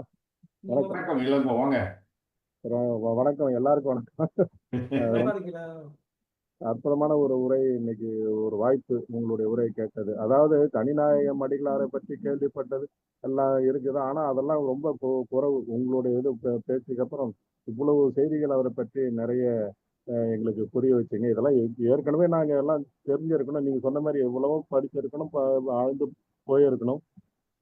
ஆனாலும் எல்லாம் அங்கங்க கொஞ்சம் கொஞ்சம் கை வச்சு வாய் வச்சு கதையா தான் எல்லாம் இன்னைக்கு இருக்கிற ஆய்வுலகம்லாம் இருக்கு. அதனால தான் இப்படியான ஒரு சூழல். அதாவது எனக்கு என்னன்னாக்கா, இப்போ ஐயா கூட நீங்களும் சொன்னீங்க, கண்ணன் ஐயாவும் சொன்னாரு, நமக்குன்னு ஒரு நாடு இருந்தாக்கா நம்ம இன்னும் இதாகலாம். அது ஒரு உண்மைதான். ஆனாலும் எனக்கு ஒரு என்ன தோணுதுன்னாக்கா, தமிழுக்கு நாடு வேணும்ன்ற, இப்போ சமஸ்கிருதத்துக்கு நாடு இல்லையா? ஆனா அது எப்படி உலகம் முழுவதும் போகுது? அதுக்கான அடிப்படை காரணங்களா வேற சில எல்லாம் இருக்கு. அதெல்லாம் இப்போ ஒரு குறிப்பிட்டவங்கன்னா இப்போ ஒரு அவங்க பிராமின்ஸ் எல்லாம் சேர்ந்து அவங்களுடைய மொழி அப்படின்றாங்க, மற்றவங்களுக்கு கற்றுக் கொடுக்காம தங்களுடைய மொழின்றாங்க. ஆனா அது இது யூரோப்பியன் மற்ற எல்லாம் போன பாடுதான் அது உலகம் பூரா போகுது. ஆமா. அந்த அளவுக்கு போகுது. இங்க அதை தடுக்கிறது யாருங்க? அவங்களுக்கு தனி நாடு இல்லாமலே அவங்க அந்த மாதிரி பண்றாங்க. அப்போ அவங்களுடைய முயற்சி சிறந்ததுன்னு நம்ம ஒத்துக்க வேண்டியது, ஒத்துக்கிட்டு அப்படியே கம்முன்னு இருக்கிறதா? அல்லது இங்க தமிழ்நாடு தனிநாடு இல்லையே அப்படி சொல்லி சொல்லி ஆனாலும் அதனால ஒண்ணும் ஆக போறது இல்லை. இப்போ இந்திய எதிர்ப்புன்னு ஒண்ணு வருது. அதுக்கு உயிரை கொடுக்கவும், மொழிக்காக உயிரை கொடுக்கவும் ஆட்கள் இவ்வளவு பேர், கிட்டத்தட்ட 300 பேர் மேல இறந்துருக்கிறாங்க, தீ வச்சு கொடுக்குறாங்க. இவ்வளவு ஆளுகள்லாம் இருக்கிற ஒரு மொழி. அதே போல ஒரு செம்மொழி மாநாடு வந்தப்போ கோவையில நீங்க எல்லாம் நேரில் பார்த்துருக்கீங்க. அவ்வளவு மக்கள்ல அப்படியே ஒரு உணர்ச்சிகரமா இருந்தாங்க அந்த ஒரு வாரம் அங்க இருந்தப்போ. அதுக்கடுத்து வேற ஒரு பிரச்சனை, பண்பாட்டு பிரச்சனை வரக்குள்ள சண்டிகேட்டுக்காக எல்லாம் சேர்ந்து ஒரு ஒரு கூட்டமா கூடி எல்லாம் பண்றாங்க. ஆனா வேற இந்த மொழி பிரச்சனைன்னு ஒண்ணு வரும்போது அதுக்கான உயர்வுக்கு இங்க இருக்கிற தமிழ் அறிஞர்களே தடையா இருக்கிற மாதிரியான பல செய்திகள் நம்ம கேள்விப்படுறோம், எல்லாம் பண்றோம். இதெல்லாம் எப்படிங்க? அதாவது யாராவது ஒரு ஒரு புரட்சின்னு ஒண்ணு வந்து நடக்கணுமா? அல்லது திருவள்ளுவர், இளங்கோ அப்படிங்கிற மாதிரி ஒரு பெரிய மாபெரும் ஐக்கான் ஒருத்தர் தோன்றி ஏதாவது ஒண்ணு பண்ணாதான் உண்டா? அல்லது தனிநாயகம் அடிகளார், அறிஞர் அண்ணா போல இவங்க எல்லாம் சேர்ந்து ஒரு மாநாடு நடத்தின பிற்பாடுதான் அந்த மாதிரியான அப்படியும் அது அந்த ஒரு எண்ணமும் இப்ப எழுச்சியா இல்லை. இன்னைக்கு மாநாடு நடந்தா கூட அந்த அளவுக்கு இல்லை. இப்படி எல்லாம் இருக்கக்கூடிய ஒரு ஐயம் எனக்கு இருக்கு. அதுக்கு உங்களுடைய பரந்த அறிவுல அதுக்கு ஏதாவது ஒரு வழிகாட்டுதல், தீர்வு சொல்வது வேற, வழிகாட்டுதல் இருக்குமான்றதுதான் நான் இந்த இந்த ஒரு கருத்தை வைக்கிறேன். மற்றபடி ரொம்ப அருமையான உங்களுடைய இதுக்கு நன்றிங்க உரை. நன்றி ஐயா, கரெக்டா சொன்னீங்க நீங்க. அதாவது வந்து சமஸ்கிருதத்துக்கு நாடு இல்லை, ஆனா அது எப்படி வந்து எல்லாராலையும் இப்போ கொண்டாடப்படுது என்பது போது அதை வந்து அதுதான் இப்போ வந்து அதை ஒரு ஒரு அறிவுலக மொழியா, ஒரு கலை மொழியா, ஒரு மேற்குலகம் பரப்பிட்டாங்க. ராயல் ஏசியாட்டிக் சொசைட்டி மூலமா வில்லியம் ஜோன்ஸ் அவங்களாம் வந்து அதை வந்து கல்கத்தா இருக்கும் போதே அதை ஒரு பெரிய ஒரு ஒரு அறிவுலக மொழியா டிஎஸ் எலியட் கூட தன்னுடைய அந்த வேஸ்ட்லேண்ட்ல வந்து சமஸ்கிருதத்துல சாந்தி சாந்தின்னு குறிப்பிடுறாரு. இப்போ அப்படி பரப்புனாங்க. நம்ம வந்து பரப்பிடும் போது அதற்கு இணையாக தமிழை ஒரு அறிவுலகத்திலையும் ஆராய்ச்சி உலகத்திலையும் கொண்டு சென்ற ஒரு பெரும் முயற்சியாளர் தனிநாயகம் அடிகளார். அவருடைய பணி என்பது சும்மா உணர்ச்சி வசப்பட்டு அவர் செய்யல இந்த வேலையை. அதற்காக எப்படி அந்த ராயல் ஏசியாட்டிக் சொசைட்டி வந்து ஒரு திட்டமிட்டு ஒரு உலக அறிஞர்களிடம் சமஸ்கிருதத்தை பரப்பி அதை டிஎஸ் எலியட் சொல்ற அளவுக்கு, ஒரு கதை என்ற ஒரு கவிஞன் பாஸ்ட் என்ற காவியத்துல சொல்ற அளவுக்கு சமஸ்கிருதவியல ஒரு அழிவுலகத்தை பரப்பணும். மாதிரி நாம தனிநாயக அடிகளாருடைய வழியில அதை பரப்ப வேண்டிய கட்டாயம் இருக்கும். அதுல வந்து நம்ம வந்து இதுக்கு ஒற்றை தீர்வா ஐயா சொல்ல முடியாது. அவர் நல்ல கருத்து, அருமையான கருத்து சொன்னார். இது நம்ம வந்து உட்கார்ந்து நம்ம தமிழர்கள் பன்னாடுகள் இருந்தா கூட நம்ம நம்ம அந்தந்த தமிழர்கள் தான் உயர்வுன்னு மாதிரி ஒரு சிந்தனை இருக்கு. சீனர்களுக்கு அந்த உணர்வு இல்லை, தமிழர்களுக்கு அந்த உணர்வு இருக்கு. மலேசிய தமிழர், ஈழத்தமிழர்கள், தமிழ்நாட்டு தமிழர்கள்னு எல்லா தமிழர்கள் தான். அந்த ஒரு குடைக்குள்ள இயங்கணும். நமக்குள்ள ஒரு ஒற்றுமை உணர்வு வரணும். ஆராய்ச்சி உலகத்துல ஏற்றுக்கொள்ளும்படியான சில செயல்பாடுகளை நம்ம அளவுல முன்னெடுக்கலாம், அதை நம்ம செய்யலாம். ஆனா பெரும் புரட்சியெல்லாம் தோன்றுவதற்குரிய காலங்கள்லாம் இப்ப இல்லை. அன்னைக்கு மொழிப்படுத்தணும், இன்னைக்கு உலகமயமாக்கம் வளர்ந்துகிட்டு இருக்கு. கணினி, தகவல் தொழில்நுட்பம், இளைஞர்கள் திசை திரும்பிட்டு இருக்கிறாங்க. இந்த மாதிரி நம்ம நடப்பியல் சார்ந்து பார்த்தோம்னா நிறைய சவால்கள் இருக்கின்றன. அதனால நம்ம அறிஞர்கள் நம்முடைய ஆர்வலர்கள் மன்றத்தில் ஒன்றிணைந்து சமஸ்கிருதம் மாதிரி ஒரு அறிவுலக மொழியா தமிழை கொண்டுட்டு போறோம் என்பதுதாங்க என்னுடைய நோக்கம். ஐயா, இதுல எனக்கு ஒரு கருத்து இருக்கு. நான் வந்து சொல்லுங்கய்யா. ஆமா, ஒரு ஜெர்மானிய குடிமகனாக நான் ஜெர்மன்ல வாழும் பொழுது நான் கண்டது என்னன்னா, சம்ஸ்கிருதத்தை தூக்கி பிடிச்சது பிராமணர்களோ இல்ல இந்தியர்களோ அல்ல. அது ஒரு தவறான கருத்து. உயர்த்தி பிடித்தவர்கள் ஆங்கிலேயர்களும் ஜெர்மானியரும். நான் வந்து என்னுடைய பல்கலைக்கழகம் கீழ் பல்கலைக்கழகத்திலேயே வந்து ஹெர்மான் குல்கே அப்படின்னா ஒரு பெரிய இண்டாலஜிஸ்ட், ஹிஸ்டரி ஆஃப் இந்தியான்னு புக் எழுதியிருக்காரு.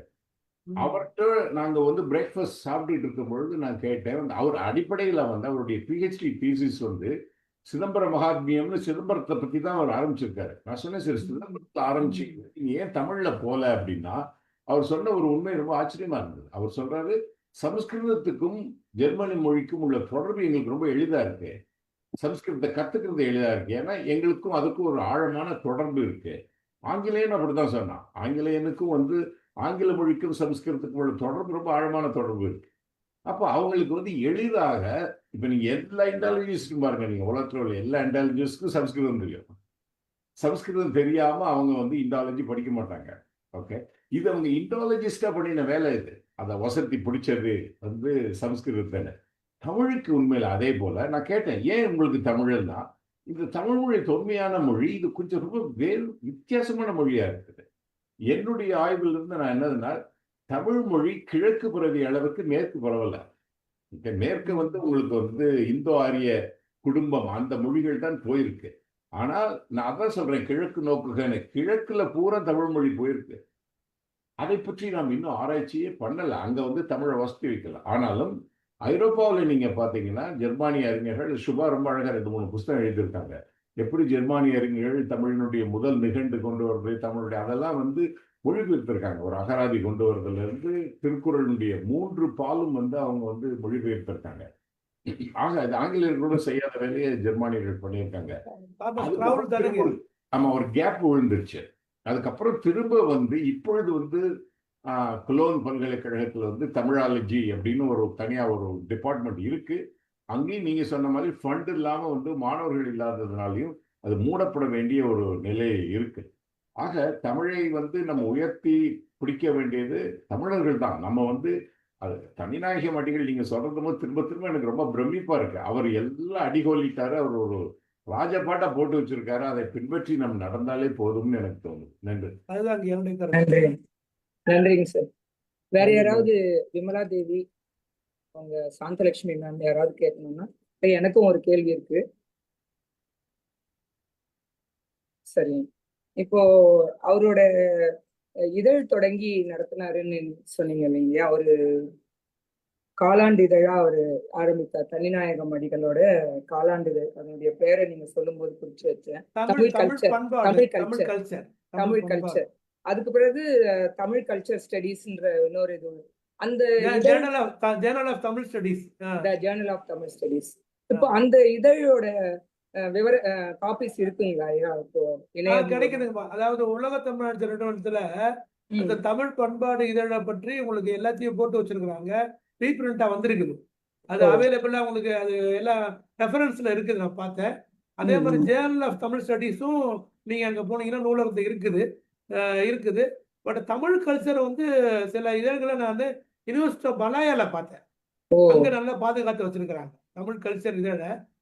இந்த மாதிரி அங்கங்க சில நம்ம ராஜமாணிக்கன் ஃபாதர் வந்து லயோலால நம்முடைய திருநாயடிகளாருடைய எல்லாத்தையும் வச்சிருந்தாங்க.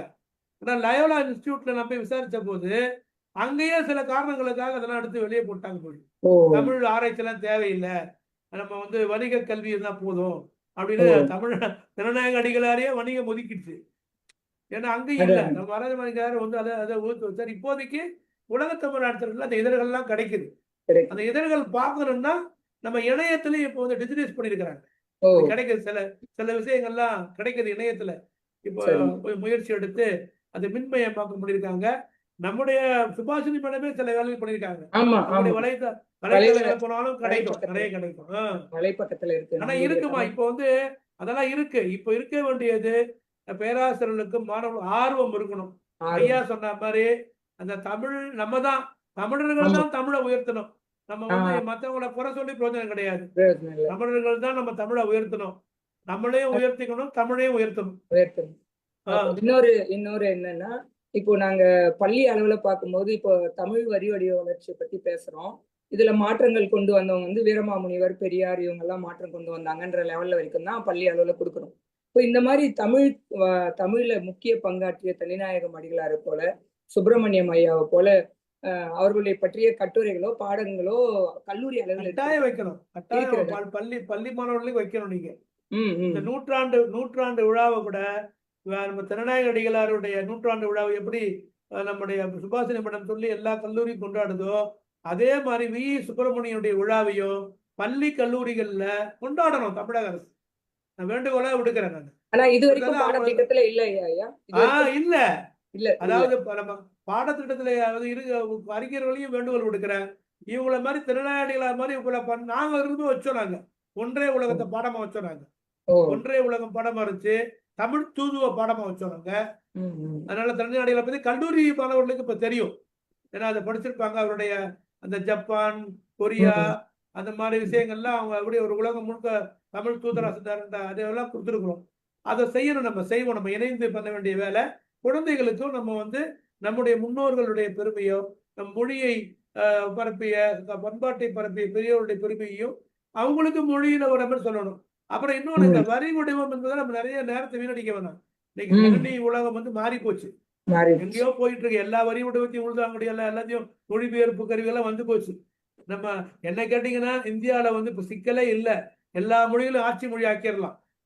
மனப்பான்மை ஆட்டிடியூட் சேஞ்ச் வரணும். அவங்கவுங்க மொழியை அவங்கவுங்க வளர்த்துக்க போறாங்க. இதுல நம்ம வேறுபாடு நமக்கு நம்முடைய திணிப்புன்னு வரும்போதுதான் பிரச்சனை வருது. எல்லாமே மொழி வந்து போச்சு. நார்வே எடுத்துக்கங்க. ஐயாக்கு தெரியாதா எத்தனை மொழி ஆட்சி மொழியில இருக்குங்க? நார்வேல 5 மொழிகள் ஆட்சி மொழியா இருக்குல்ல இருக்கலாம். எப்படி அவங்க அதுவும் நதிநீர் பங்கீடு கூட ரொம்ப இலகுவா பண்ணிக்கிறாங்க. இது நம்ம இந்தியாவில் மனப்பான்மை மாறணும். எல்லா மொழிகளும் நம்ம மொழிகள் தான் அப்படின்னு ஒரு சமத்துவம் வரணும். எல்லா மொழிகளும் ஆட்சி மொழி ஆக்கணும். எல்லா சின்ன கருத்தாக்கங்கள் எல்லோரும் இணைந்து நம்ம பண்ணோம்னா இன்னும் இந்தியா வந்து ஒரு மொழிகளுடைய அருங்காட்சியகம், பண்பாட்டின் அருங்காட்சியகம். உலகத்துல வந்து இந்தியா ஒரு நாடு கிடையாது. நம்ம வந்து அந்த வலிமையை பெருக்கணுமே தவிர நமக்குள்ளே பிளவுகளை உண்டாக்கி கொண்டு நமக்குள்ளே நம்ம குறைகளை பேசிக்கொண்டு நாம் விழுந்து விடக்கூடாது. என்னுடைய ஆமா, சிறப்பு தாங்க சார். ஏன்னா நம்ம வந்து இந்த ஜாதி மதம்ன்ற இந்த வேறுபாடுகளை பத்தியே நிறைய பேசிட்டு கூட இந்த மாதிரி சிறப்புகளை முன்னெடுக்கிறதுக்கு நேரத்தை ஒதுக்க மாட்டேன்றோம். நம்ம இப்போ நான் வந்து இணையத்துல பாக்குறேன். எனக்கு இதா இருக்கும். இந்த நம்ம கற்பூர நாயகி கனகவழி பாட்டை ஆங்கிலத்தை அடிக்கிறாங்க. அது எப்படி தமிழ் வரிவடிவம் வர வேண்டாமா? அது ஆங்கிலத்தை அடிக்கிறது நம்ம பிள்ளைகள. இப்ப தமிழ் வரிவடிவம் இல்லாம போடுமே. கந்த சஷ்டி கவசத்தை போயிட்டு ஆங்கிலத்தை அடிச்சீங்கன்னா அது எவ்வளவு பெரிய மொழிக்கு செய்யற துரோகம். அப்படி பண்ணலாமா நம்ம? அப்ப ஆங்கிலத்துல தமிழ் அடிக்கட்டுமா? படிச்சுருவீங்களா நீங்க? அது பார்த்த போது எங்களுக்கு கொதிக்குது. எங்களுக்கு அது இளைஞர்களுக்கு அது கற்பூர நாயகி கனகவல கற்பூர நாயகி அது எப்படி அந்த தமிழுடைய ஓசை என்ன, இனிமை என்ன, உச்சரிப்பு என்ன? எந்த ஊடகத்துல உச்சரிக்கிறவனுக்கும் தமிழ் உச்சரிப்பு இல்ல. தமிழே தெரியல. தமிழ் தெரியாதவர்கள் தான் உச்சரிப்பு வர்றாங்க. அத டாங்கிலிஷ்ங்கறாங்க. அதாவது தமிழை வந்து ஆங்கிலத்துல எழுதுறது. அது ஒரு நகைச்சுவையா நினைச்சாங்க. இல்ல, எனக்கு வாசிக்கவே முடியாது. அவங்க என்ன சொல்றாங்கன்னு எனக்கு புரியாது. அறம் என்ற சொல்லுக்கு சொன்னீங்க பாருங்க, அதற்கு ஒரு மொழி. அது மாதிரி தமிழுக்குன்னு அந்த எழுத்து வடிவங்கள் ரொம்ப சிறப்பான எழுத்து வடிவங்கள். அதோட பொருள் தனித்துவத்தை கொச்சப்படுத்துறாங்க. அது ஜென்சி தமிழா மாறிடுச்சுங்க சார். அப்புறம் வந்து நம்ம என்ன பண்ண முடியும்? நம்ம அவங்களோட இதுக்கு எடுத்துட்டு போனோம். இப்ப மேடம் கூட அப்படிதான் சொல்றாங்க. ஏன்னா இவ்வளவு பெரிய உரைய கேட்க மாட்டேன்றாங்க. கொஞ்சம் ஷார்ட்ஸா போட்டாலாவது அவங்க கிட்ட போய் சேருமான்ற ரீல்ஸ் கலாச்சாரம் மாறி போச்சு. அதனாலதான் என்ன பண்றேன், டெய்லி என்ன பண்றேன், ஒரு திருக்குறள் ரீல்ஸா போடுறேன். 180 குறள் போட்டேன் இப்போதைக்கு. 10 பேராவது பார்க்கட்டும் மாணவர்களே. திருக்குறளை உச்சரிக்கிறது, திருக்குறளை பேசுறது. ஆமா, ஒரு குறள் போட்டேன் ரீல்ஸ்ல. காலத்திற்கு ஏற்ப நம்ம அதாவது அவங்க லெவலுக்கு இறங்கி நம்ம பண்ணிக்கிட்டு இருக்கிறோம். வேற வழி ஆமா. கிடையாது. ஆமா அவங்கள நம்ம குறை சொன்னீங்கன்னா ஓடிடுவான். ஆமாங்க என்ன சொல்றீங்க? ஆமா அவன் தான் நம்ம இளைய தலைமுறை. ஆமா தெரிஞ்சோ சிறப்பு தெரியாமையோ. அவன்கிட்ட தான் நம்ம பேசி ஆகணும். சிறப்புங்க சரி சரிம்மா, இதோட நன்றிம்மா. நம்ம முடிச்சிடலாம். கேள்விகள் இல்லாதனால இதோட நம்மளுடைய நன்றிம்மா, நிகழ்வை நன்றிம்மா. முடிச்சுக்கலாம்னு நினைக்கிறேன். வாழ்த்துக்கள். ஏன்னா ரொம்ப விமலாதேவி வலியா. தாசையா சார் அவர் மட்டும்தான் இருக்கிறாரு. இறுதியா ஆமா. உங்க கருத்து ஏதாவது இருந்தா சொல்றதா இருந்தா இல்ல சொல்லுங்க. ரொம்ப இல்ல இந்த நன்றி தமிழ் சொல்லுங்க. மரபு அறக்கட்டளையுடைய பணி மிகப்பெரிய பணி. பல அறிஞர்கள் வந்து இந்த இந்த அரங்கத்துல பேசியிருக்காங்க. எனக்கும் இந்த வாய்ப்பு அளித்த நம்முடைய சுபாஷினி அவர்களுக்கும், அவருடைய கணவர் கௌதமச்சந்திரா அவர்களுக்கும், நம்முடைய ஐயா கொரிய அறிஞர், கொரிய தமிழ் பேரறிஞர் கண்ணன் ஐயா அவர்களுக்கும், பானுரேகா அவர்களுக்கும், நம்முடைய இணைந்திருக்க சிவயிலங்கு அவர்களுக்கும், நம்முடைய மோலாதேவி அவர்களுக்கும், நம்ம சண்முகத்தன் ஐயா அவர்களுக்கும் அனைவருக்கும் என்னுடைய அறுபத்தி மகேஸ்வரி அவங்களுக்கும் என்னுடைய நன்றியை தெரிவித்து விடைபெறுகிறேன். நன்றி, வணக்கம். நன்றிங்க. நன்றி. நம்ம தமிழ் மரபு அறக்கட்டளை சுபாஷினி மேமோட சிறப்புகளை பத்தியும் நீங்க சிறப்பா எடுத்து சொன்னீங்க. இந்த நிகழ்வில் நோக்க உரை ஆற்றிய கண்ணன் ஐயா அவர்களுக்கும், கலந்து கொண்டு சிறப்பித்த சண்முக சுந்தரம் ஐயா, மகேஸ்வரன் ஐயா, விமலாதேவி மேம், சிவேலங்கோ சார் மற்றும் இதுவரையில் கலந்து கொண்டு தற்போது விடைபெற்று சென்ற கருத்தாளர்களுக்கும் தமிழ் மரபு அறக்கட்டளையின் சார்பாக எனக்கு வாய்ப்பு அளித்த இறைவாணி அவர்களுக்கும் நன்றி கூறி இந்த நிகழ்வை முடிக்கிறேன். நன்றி ஐயா. நன்றி, வணக்கம். நன்றி, வணக்கம்.